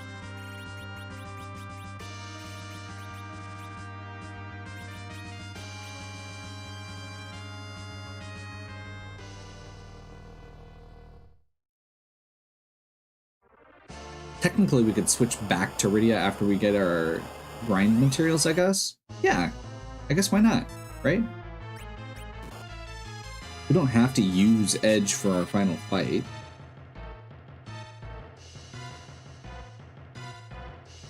Go steal from the... or go steal our sirens and then switch back.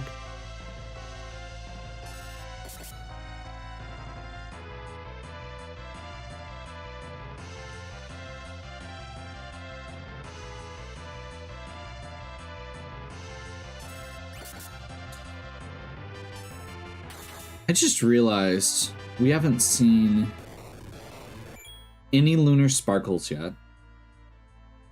We haven't seen Kenazo yet.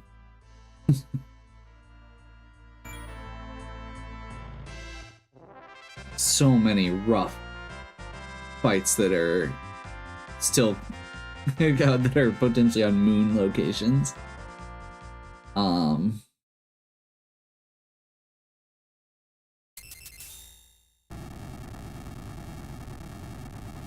I believe there are longswords in Baron, if I'm remembering that correctly. So we could quick grab 2 longswords for Edge. But I also wasn't planning on really... I guess maybe we use them? I'm being very wishy-washy here. Let's see how expensive longswords are.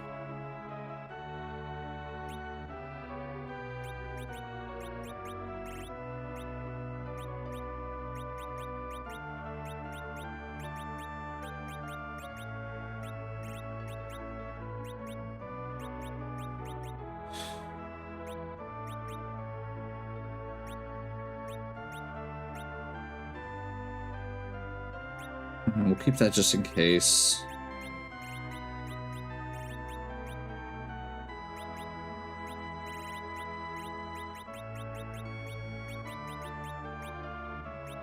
I think we're basically done with bows, but we'll keep these just in case there's a boss where we really need it. We haven't done the cave yet.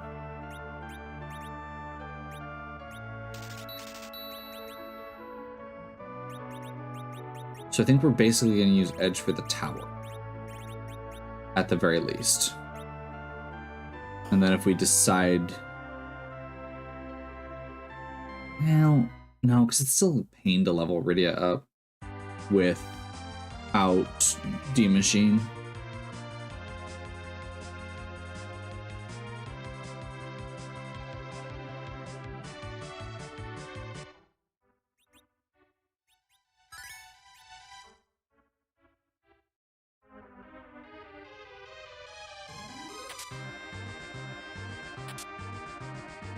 Looking for trap chests here so that we can get our steel on.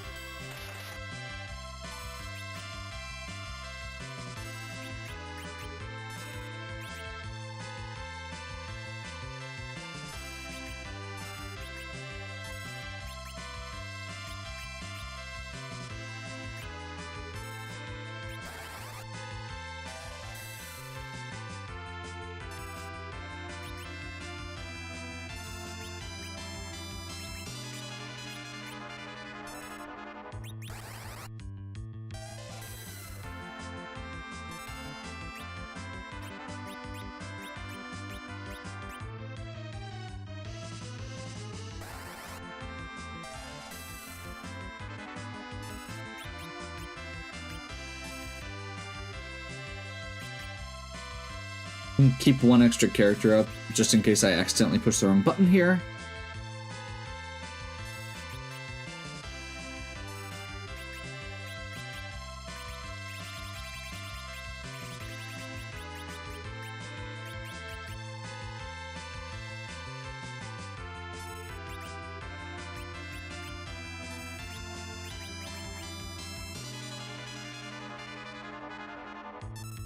We are failing hard here.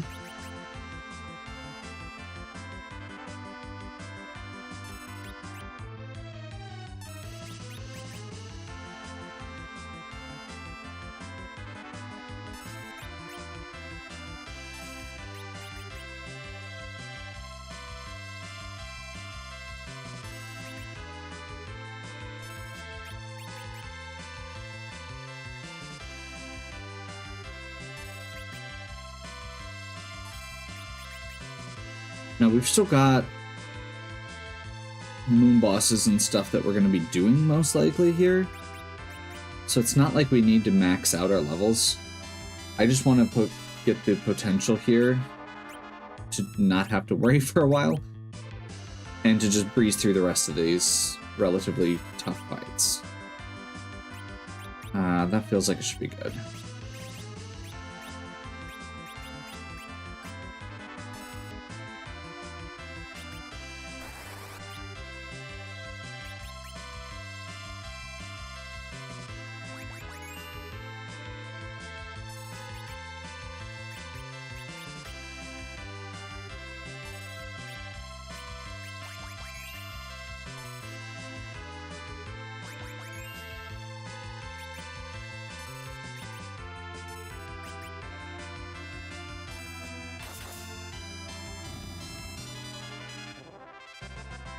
See what the reward is.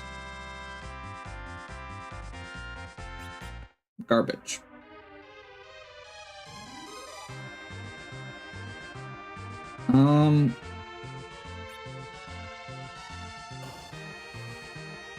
Being indecisive still between Edge and Rydia. Honestly, Flex strats are really good. Let's finish the tower. This is our Odin at the top.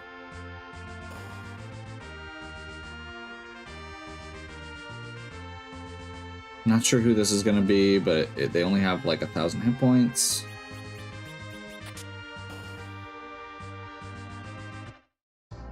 Nylon and friends. So this should just be like one quake, right?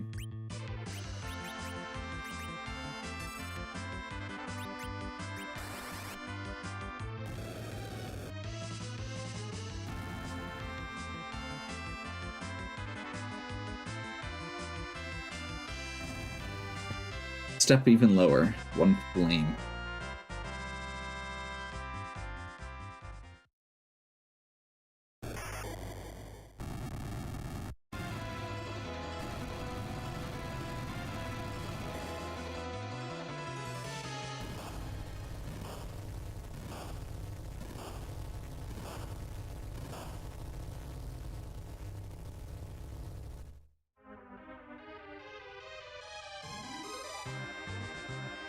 We'll get that key item on the way out.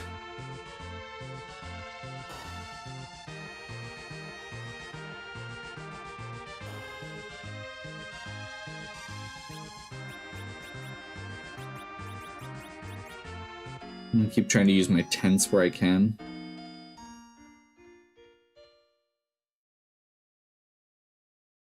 I think we're good to use tent here.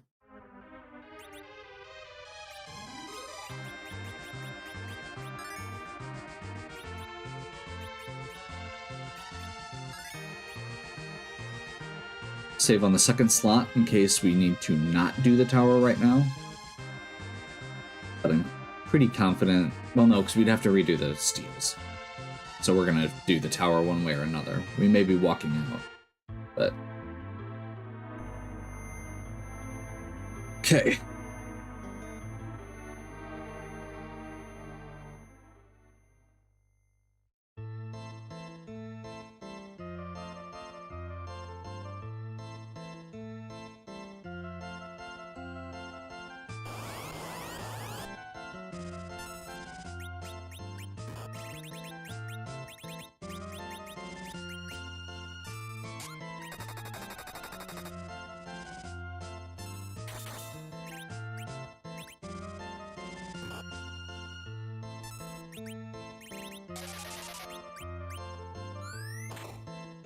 So it's basically going to be...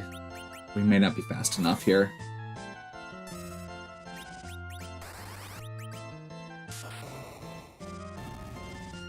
Never mind.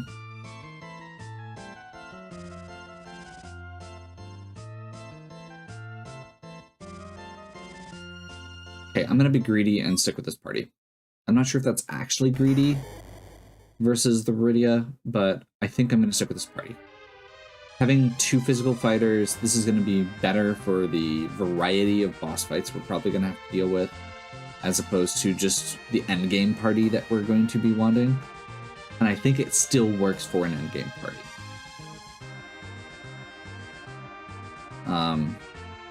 Edge might not be useful against Z, but I don't think we're going to be... I think he's going to be more useful than trying to level up Rydia. We'll go with that. And I can try hybrid strats here.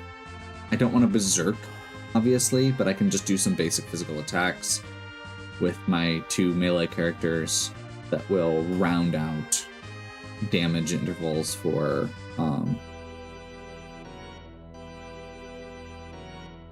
we can just have to actually do math.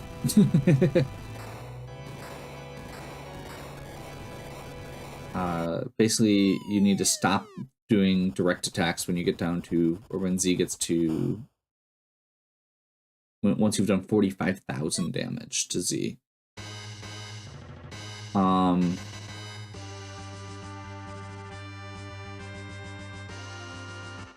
especially with long swords for sale. Let's just do this.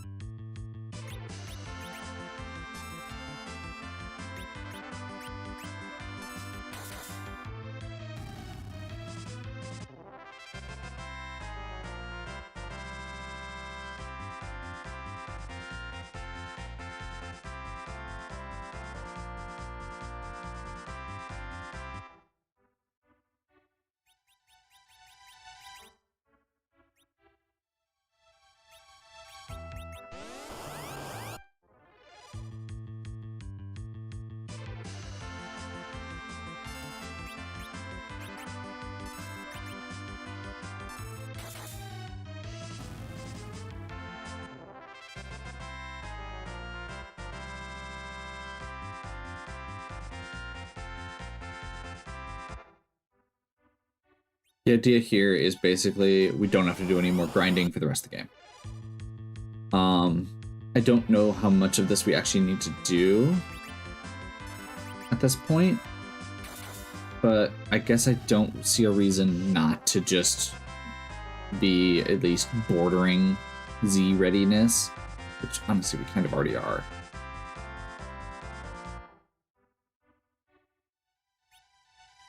40s already. Whoops.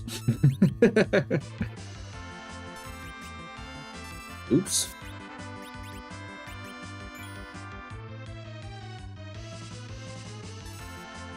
But we've got a bunch of really rough bosses left. So, I guess, yeah, let's just go for it. Screw it.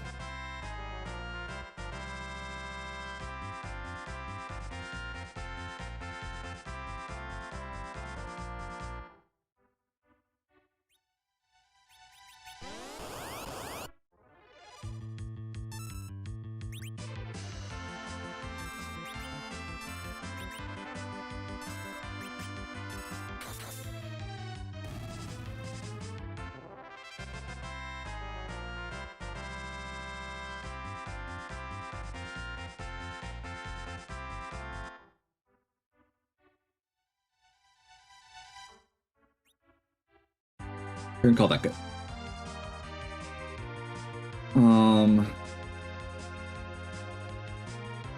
Dwarf Castle first. That's way easier.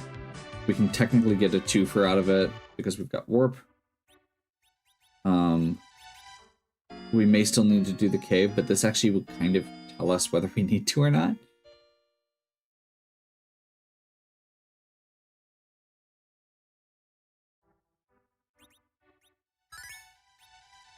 We know what one of these bosses is, so we have a pretty low chance of finding Rubicant here, but it is possible. Probably should get some life potions at some point. There's our first Lunar Sparkle.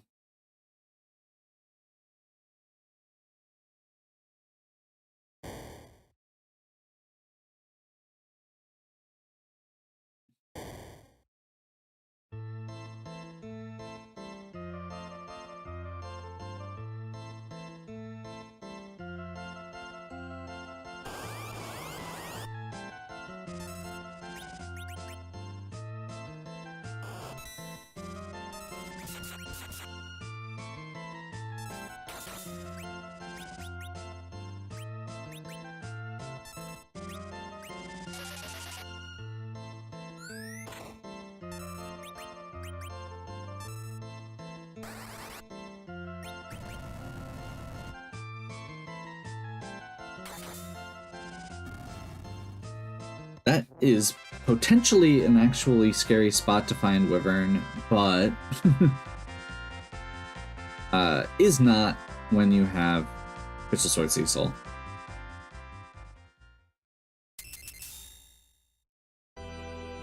That changes all the math. This is going to be the guards fight. Another Rosa. Where's this? No.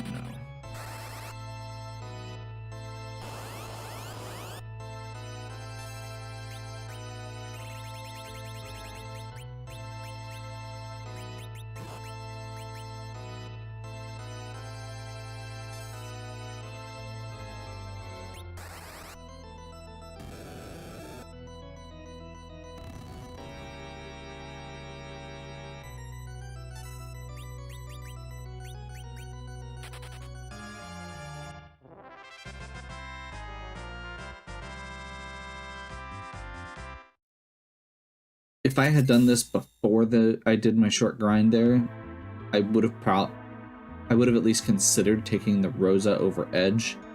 2 Rosas, 2 Palums, and a Cecil with Crystal Sword feels really good. But I didn't. So here we are.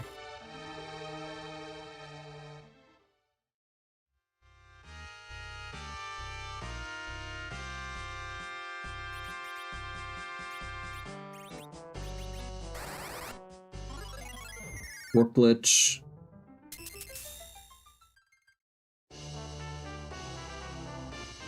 It's a free dart. It does not count for the for completing the sealed cave. So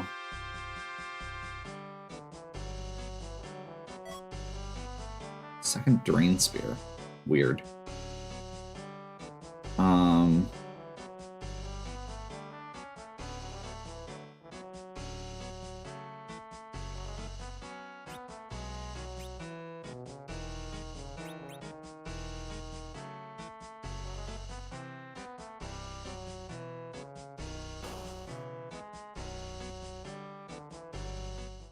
I mean, I guess it makes sense that we're going to start running into these blocks.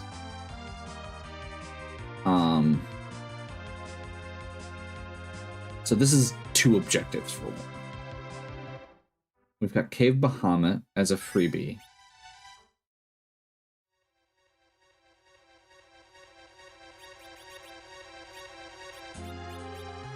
Which, unless we just find Bomb and Rubicant pretty easily, or get the Twin Harp soon, don't think we're gonna be... I think we have to go to the moon, basically. I'm kind of debating on how long we should wait.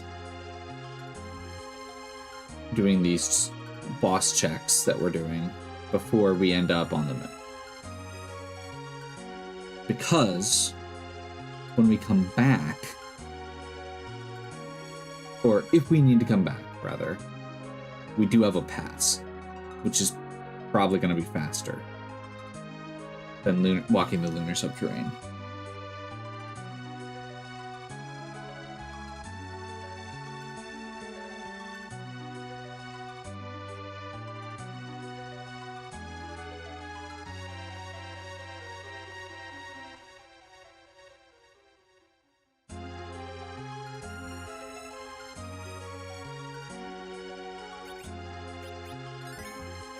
So I'm kind of in the back of my mind hoping that this is going to be something like, if this is the Mom Bomb or the Rubicant,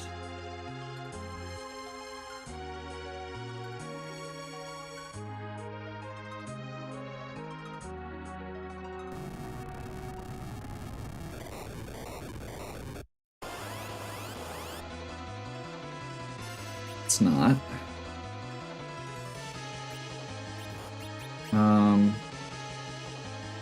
I think we just attack here. I know that's a little bit of a risk, so they're going to start countering with Virus. But...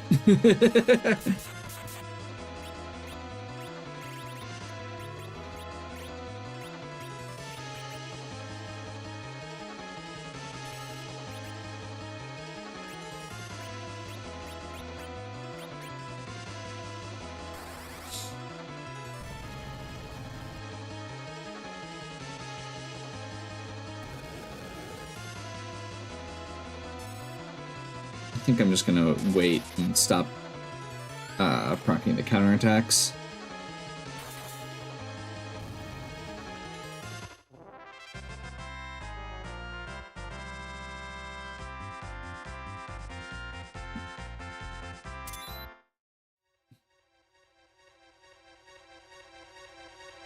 So with that not being Mom Bomb, where do we have any locations left on Earth that could be those two? The Odin spot.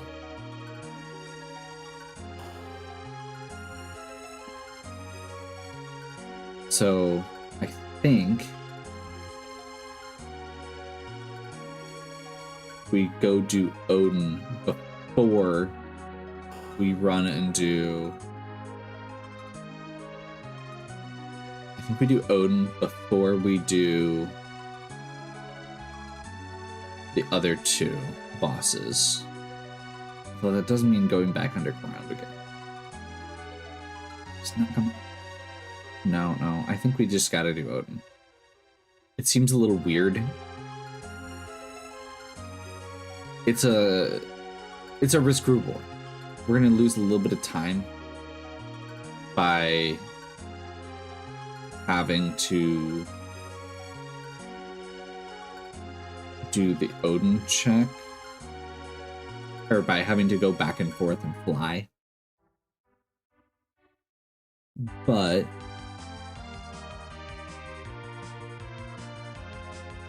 there's a chance that we don't have to do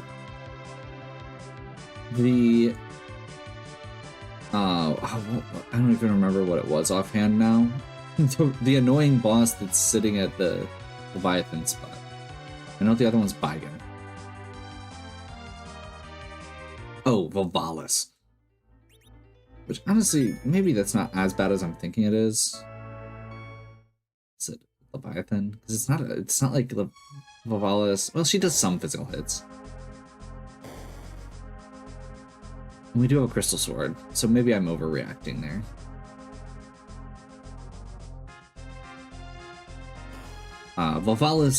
Leviathan Spot has maxed physical attack and is very fast.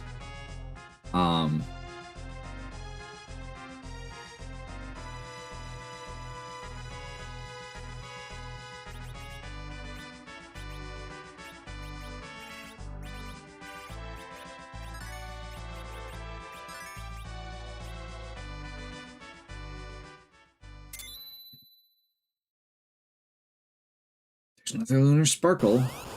We're just doing them one after the other here.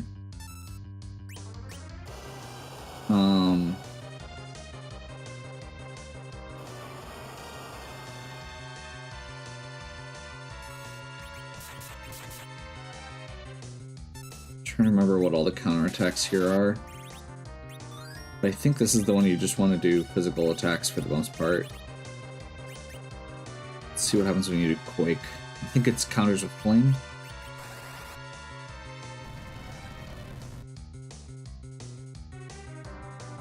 Blaze.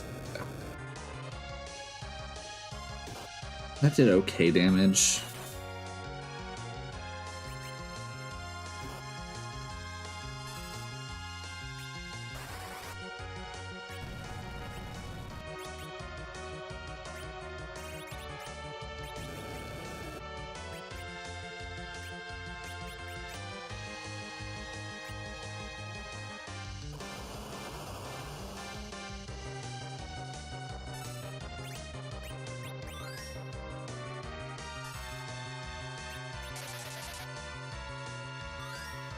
We're gonna hold off and avoid the counterattacks quick.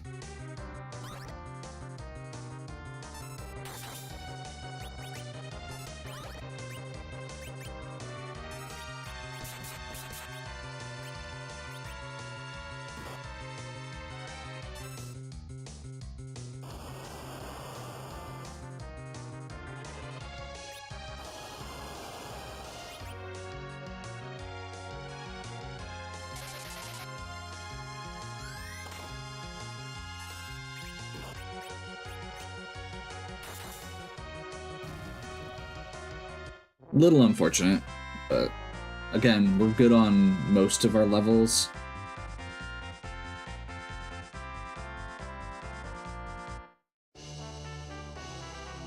That was barely worth the trip. It was not worth the trip, except for sake of knowing. So, is it possible?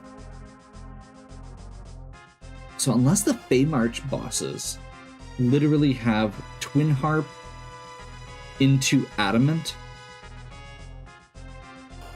or into Legend rather, we have to go to the moon. So that means we have 2 chances, and those 2 chances need to contain the Twin Harp and either the Adamant or the Legend, or also channel into. So I think we're actually going to skip the Feymarch bosses that I think are annoying.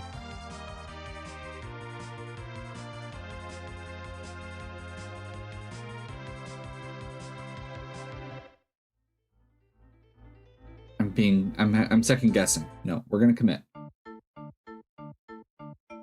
Let's go do that Bahamut check. So that's going to be our 4th.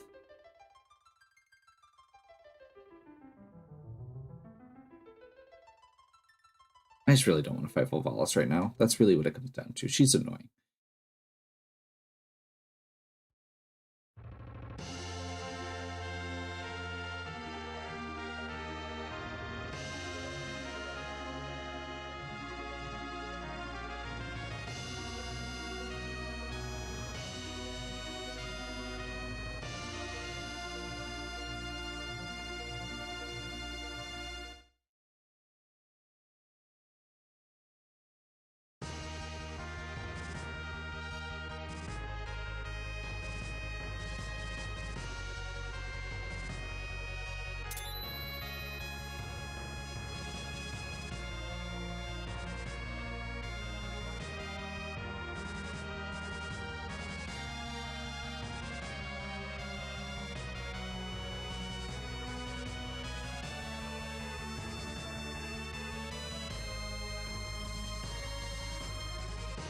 And I mean, there's again, slim, but a chance that we just do Cave Bahamut here. If this is Mom Bomb or Rubicant, and again has either the Twin Harp or Legend Sword, we're done in one shot. So I think this is the maximum chance at just being done.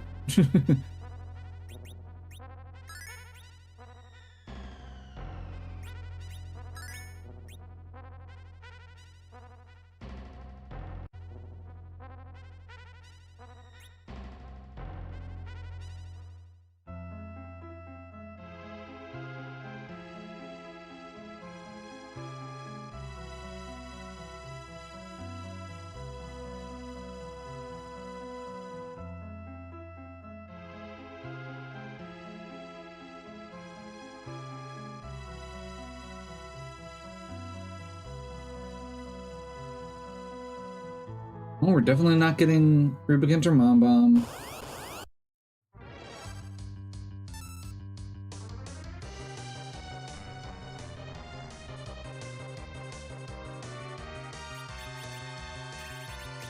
Did grab a Kamikaze for this exact fight.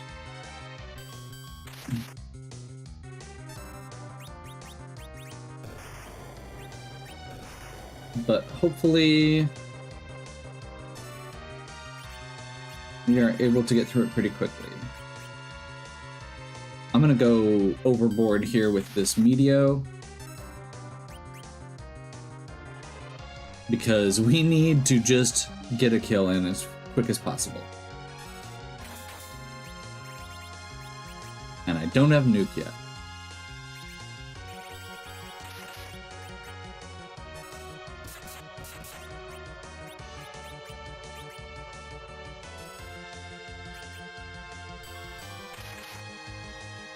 I should have actually had Edge attack himself and revive. We may still be okay on that front.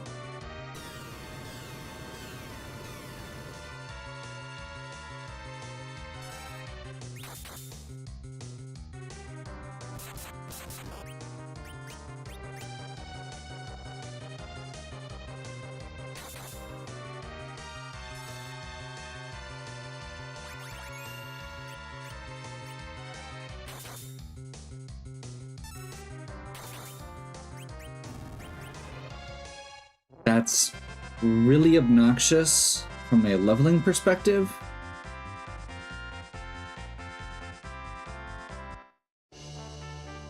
But there's our Twin Harp.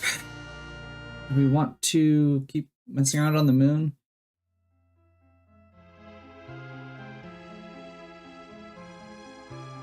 I mean, the short answer is no. I would really prefer not to keep messing around on the moon if we didn't have to.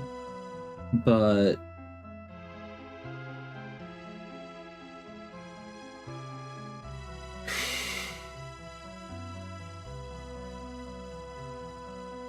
that's only going to be one more. We need two more.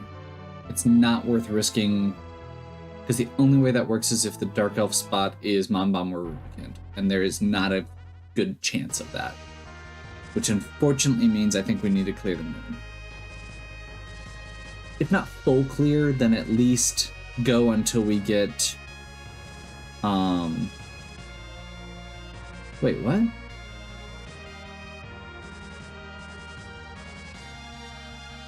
Why didn't that trigger?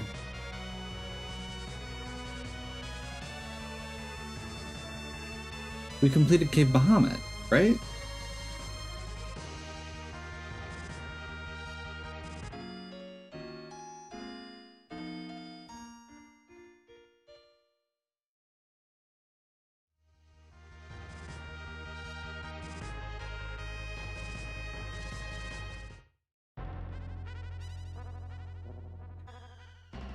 Okay, I genuinely have no idea what's wrong there. From what I can tell in the documentation, I have completed the objective. I guess I could like reload and try it again, see if it just triggers it, but I don't see why it would do it differently.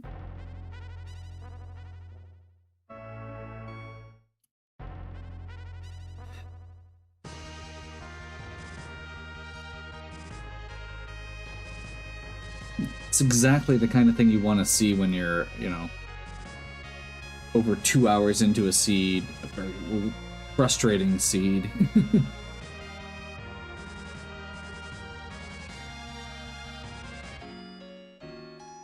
I guess I'll just pretend that's not an objective, and we'll get 3 other ones.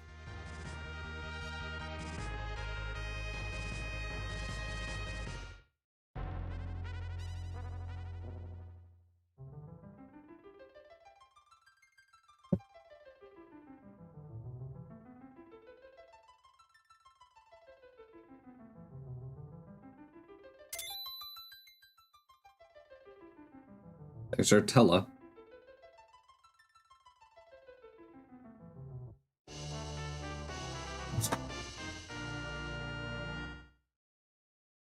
So what I'm seeing here is that I probably could have done something with a slingshot Rydia pretty reliably. There's a couple things here I'm frustrated with myself over. Like the fact that I normally don't do the pink-tail check, so it's not like it's something I should have done that I normally do, but Crystal Sword Pink-tail is something that would have made that hook route a lot easier, and we had access to it, I believe.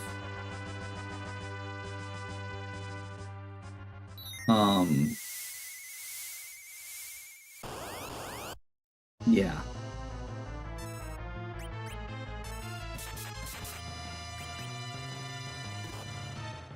These things hit really hard.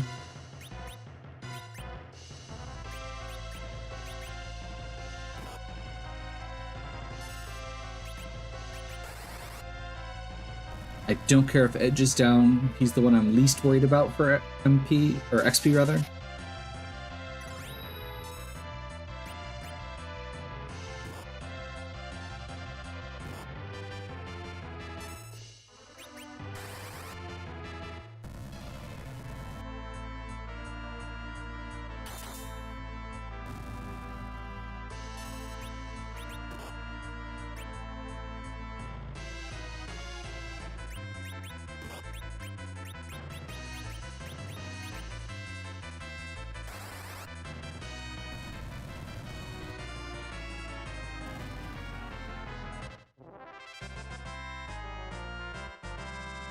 Callum is the one who it's important to get levels here. Second black robe. Awesome.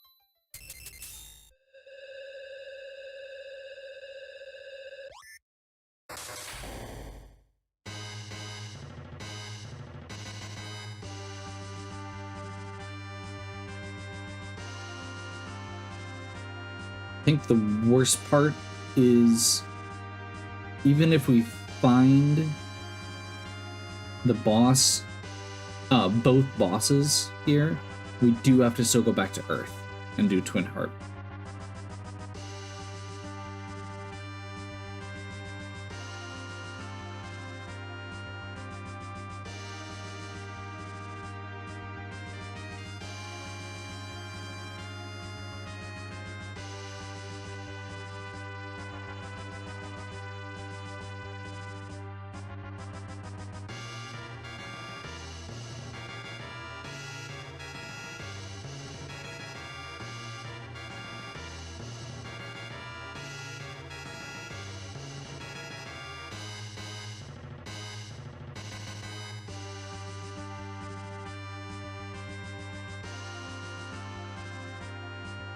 Since part of what we're looking for is there is key items, I am going to go this way first. Just because there's a chance we'll get the increased chance we'll get the legend sword.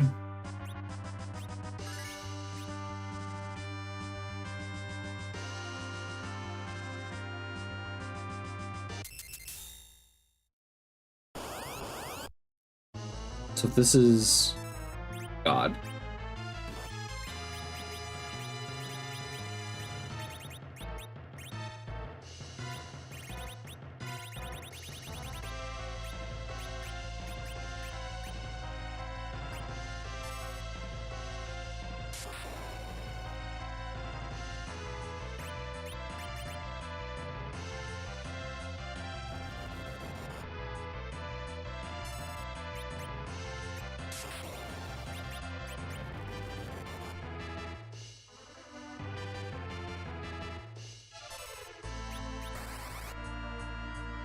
Quick nuke and a good sword swing from Cecil in between.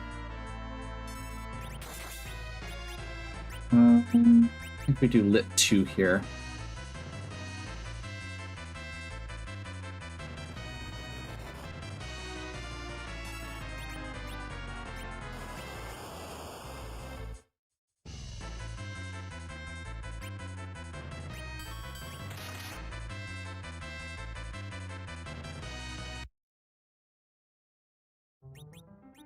Oh boy.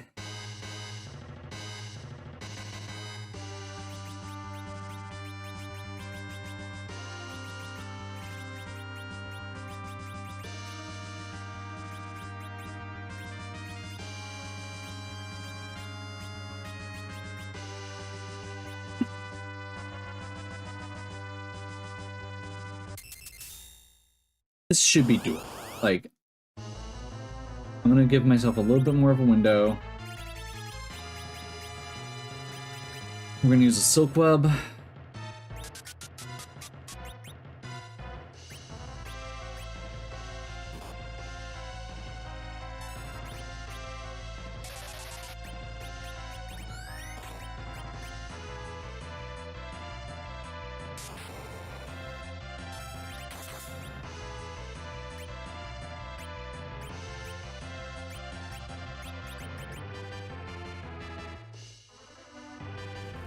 Silk web and a berserk.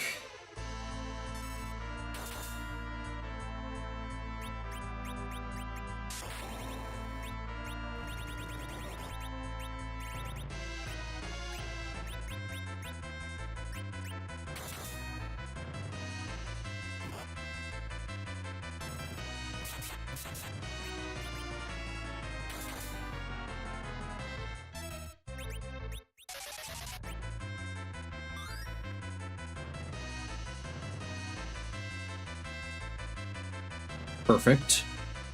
That lit 2 should go off pretty quickly here.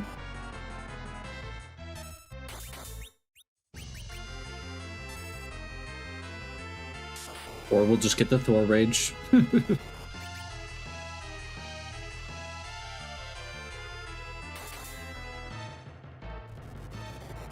There we go.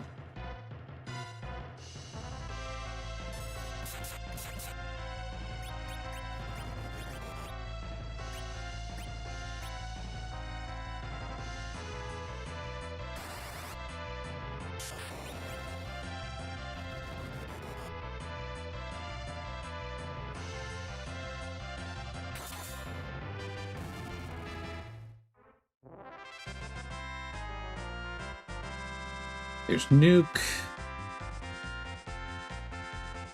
Don't think we're learning any more spells.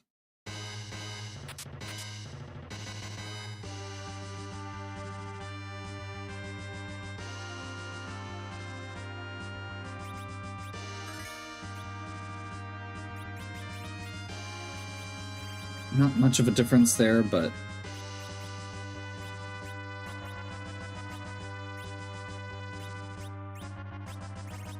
wait, where did that go? There it is.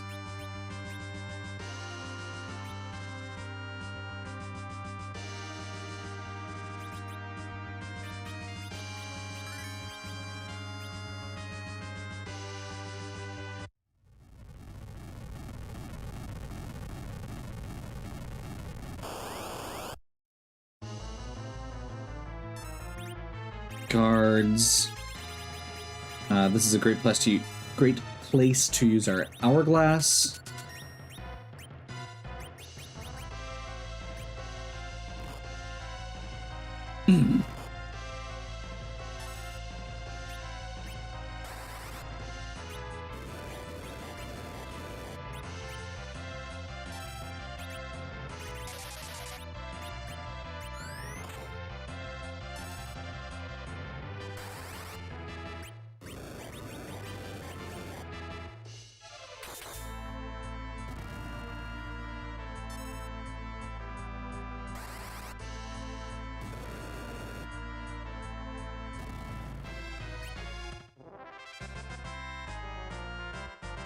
Take advantage of the fact that those guys don't have the boss flag.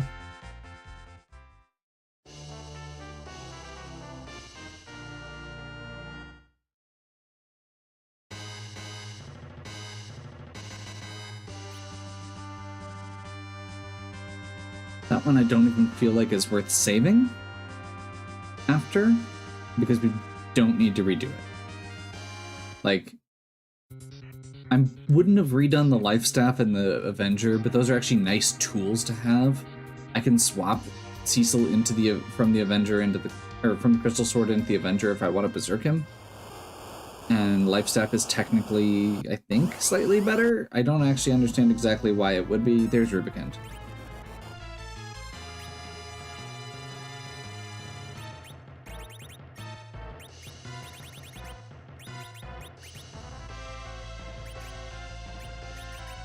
This is not the best spot for this. Glare is probably just going to one-shot. Yep.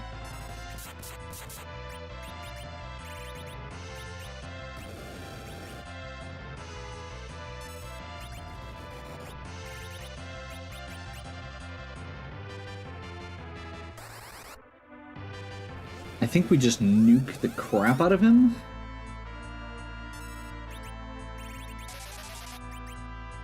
Because he responds to physical attacks.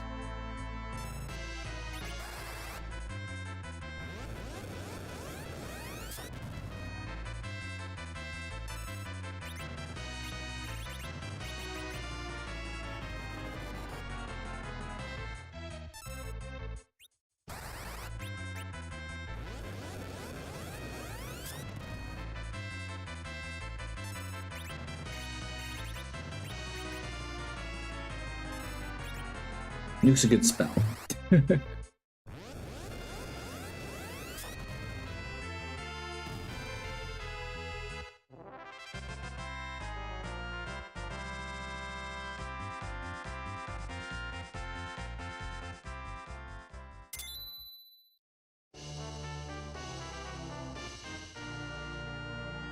Oh, wait.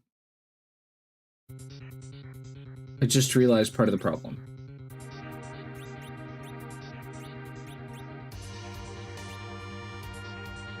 I did complete Cave Bahamut. It's grayed out. Okay, I'm very glad I happened to notice that. That was actually a tracker issue, not a game issue. Which I spent way longer than I should have because I didn't realize what the gray meant for some reason.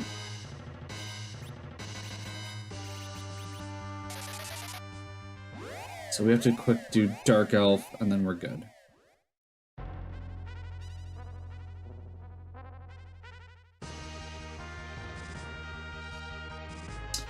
This has definitely been a this has been a train wreck of a scene. I guess good to get some of these things out of the way. So that should not be an issue on race day. So the actual tracker issue was because I hadn't closed OBS when I took a short break and reloaded the game. And I hadn't booted back up the script that auto updates the tracker.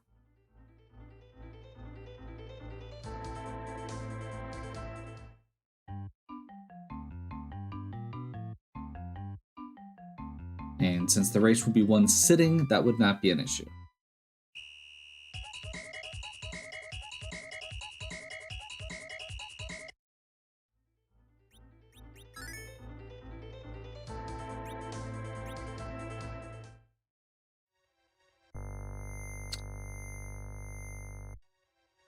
My one other mistake I'm seeing here is I used that silk web on Kanazo, and I shouldn't have.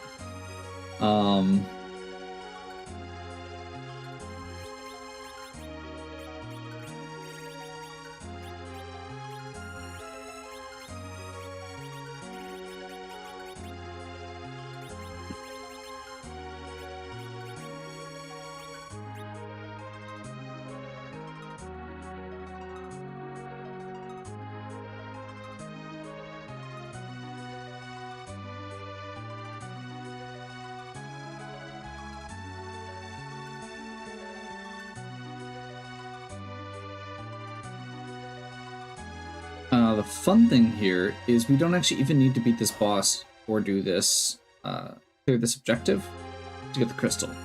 All we have to do is break Dark Elf's spell. So we have to get through the first cutscene.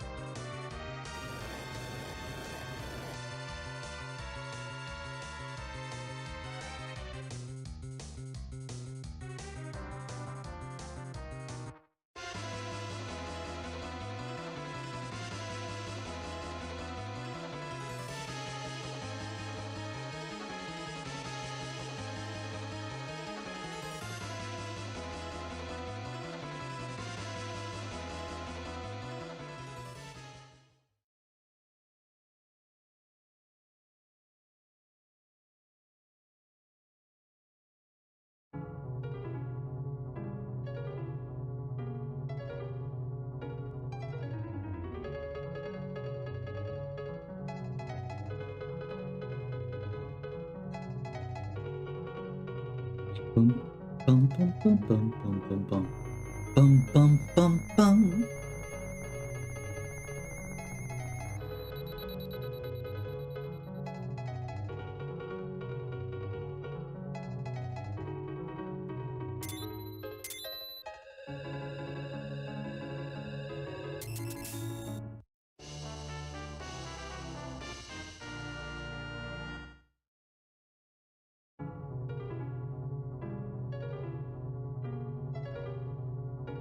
Oh, you can't leave.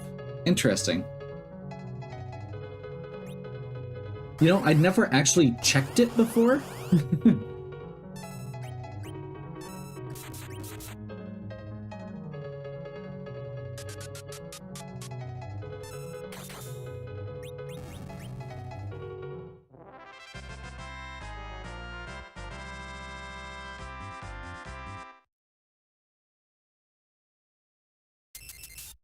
We technically don't need to grab this, but given how few key items there are left,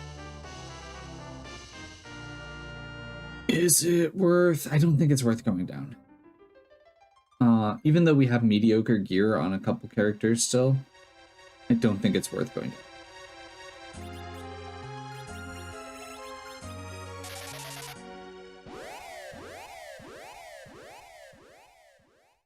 We have a Crystal Sword Cecil, and we're using Reflect strats.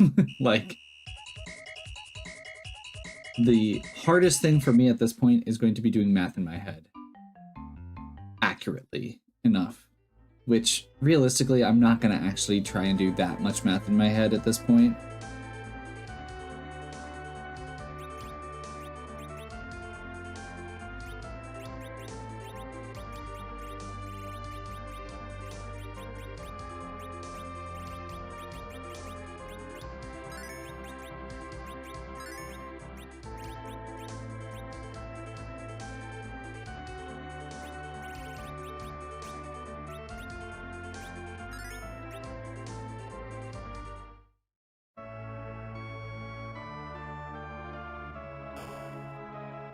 I will check this item shop quick on my way, because I didn't remember they had the silk webs. I didn't think they would, but it's worth checking. We're still on course for a sub 3 at least, which is the goal. The ultimate goal. There are very few seeds that I should be clearing in over 3 hours. Like this was pretty close to a full clear. With a hook route, a grind before the hook route, and several big mistakes, and we're still getting close to, or we're still under 3 hours so far.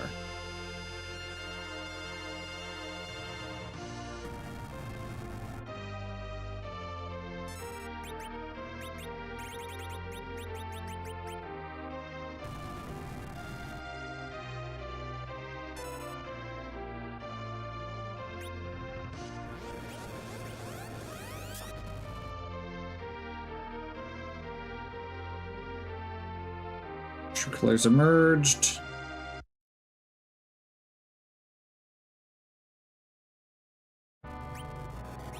And bison.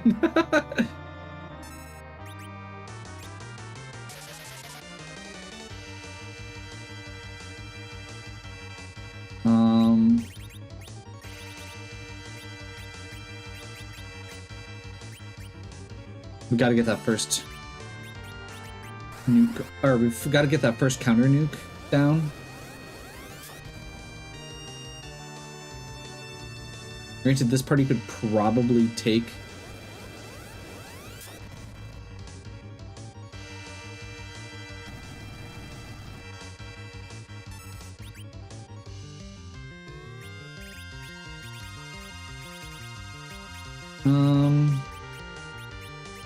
better safe than sorry.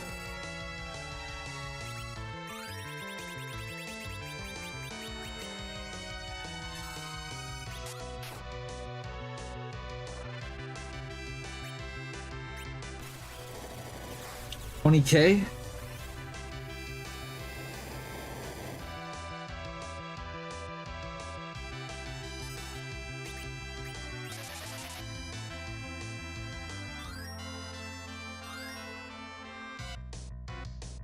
$19.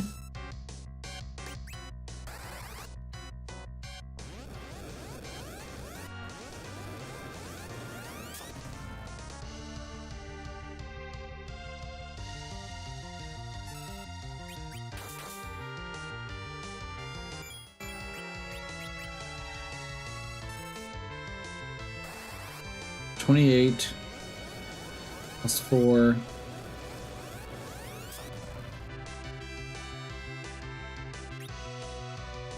It's 8.5, 12. And I'm thinking too hard about this.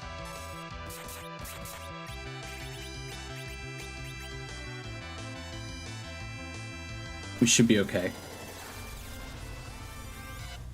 I'm trying to do too much math, and what I need to do is just reflect spells. We're going to win unless he black holes right here.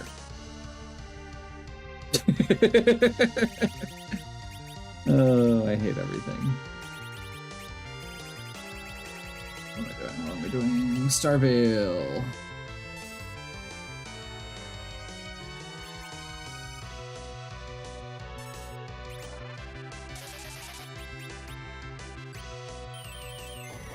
We need to get like 3 more nukes off.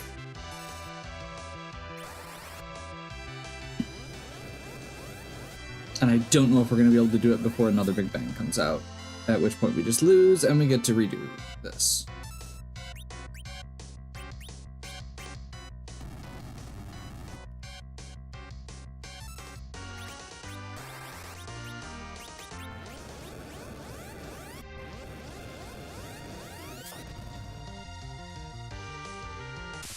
There we go.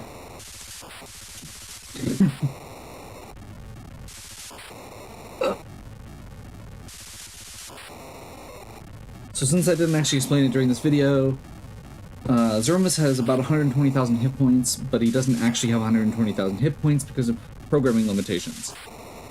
The way the game handles it is he has 60,000 hit points, and when his hit points get under, or once you've done 45,000 damage, so his hit points are under 15,000, the next attack you do directly at him will cause a reaction that refills his hit points to full.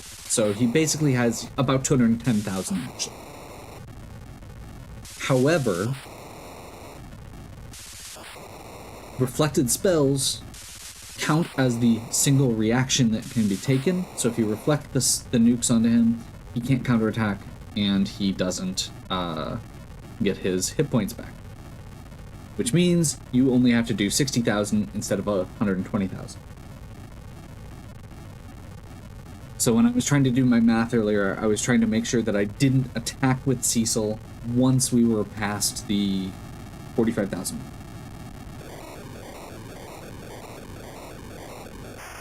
I should have been not counting and just attacked twice with Cecil, once or twice, sprung with Edge once, and then just said, I'm just reflecting the rest.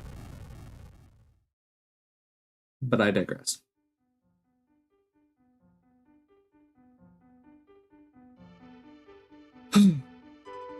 That was a C. You know what? I made some major mistakes. I will say the biggest mistake I made, and it might seem like a really small one, was I leveled up Rydia. So my biggest problem at the beginning of the game was getting past that hook rate. And the first problem was I had to level up. The second problem was I was using Rydia as an agility anchor, and I leveled her up, and then she was no longer a useful agility anchor. Which means that it got a lot closer, because I couldn't keep up to get so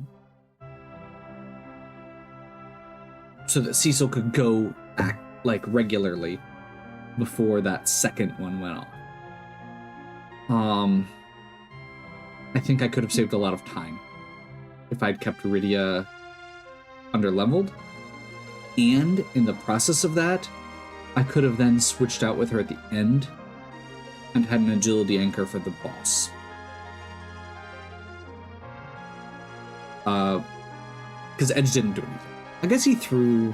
Well, no, he threw a spoon. That's fine. Regardless, it was a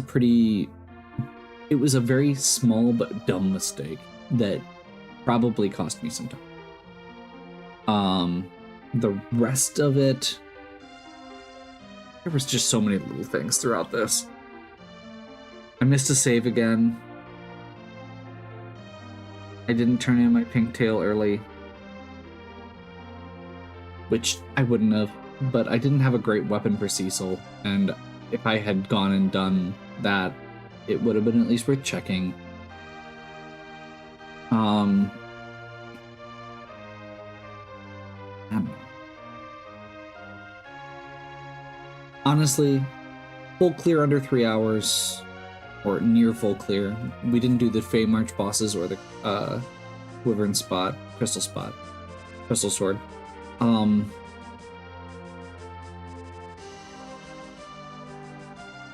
We didn't find Mom Bomb.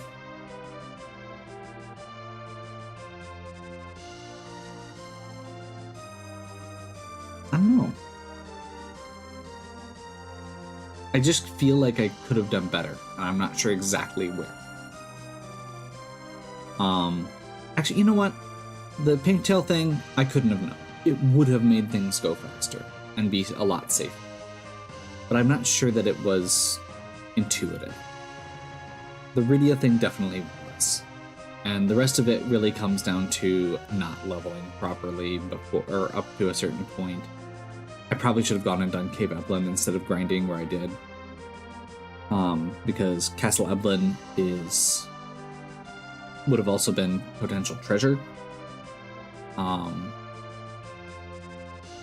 again, shouldn't have leveled Radiant. But I digress. Hope you're still enjoying. If you are, please give me a like and subscribe. Check out the other content on my channel. If you have any questions or suggestions, please leave them in the comments. And as always, have a good one. We'll catch you next time.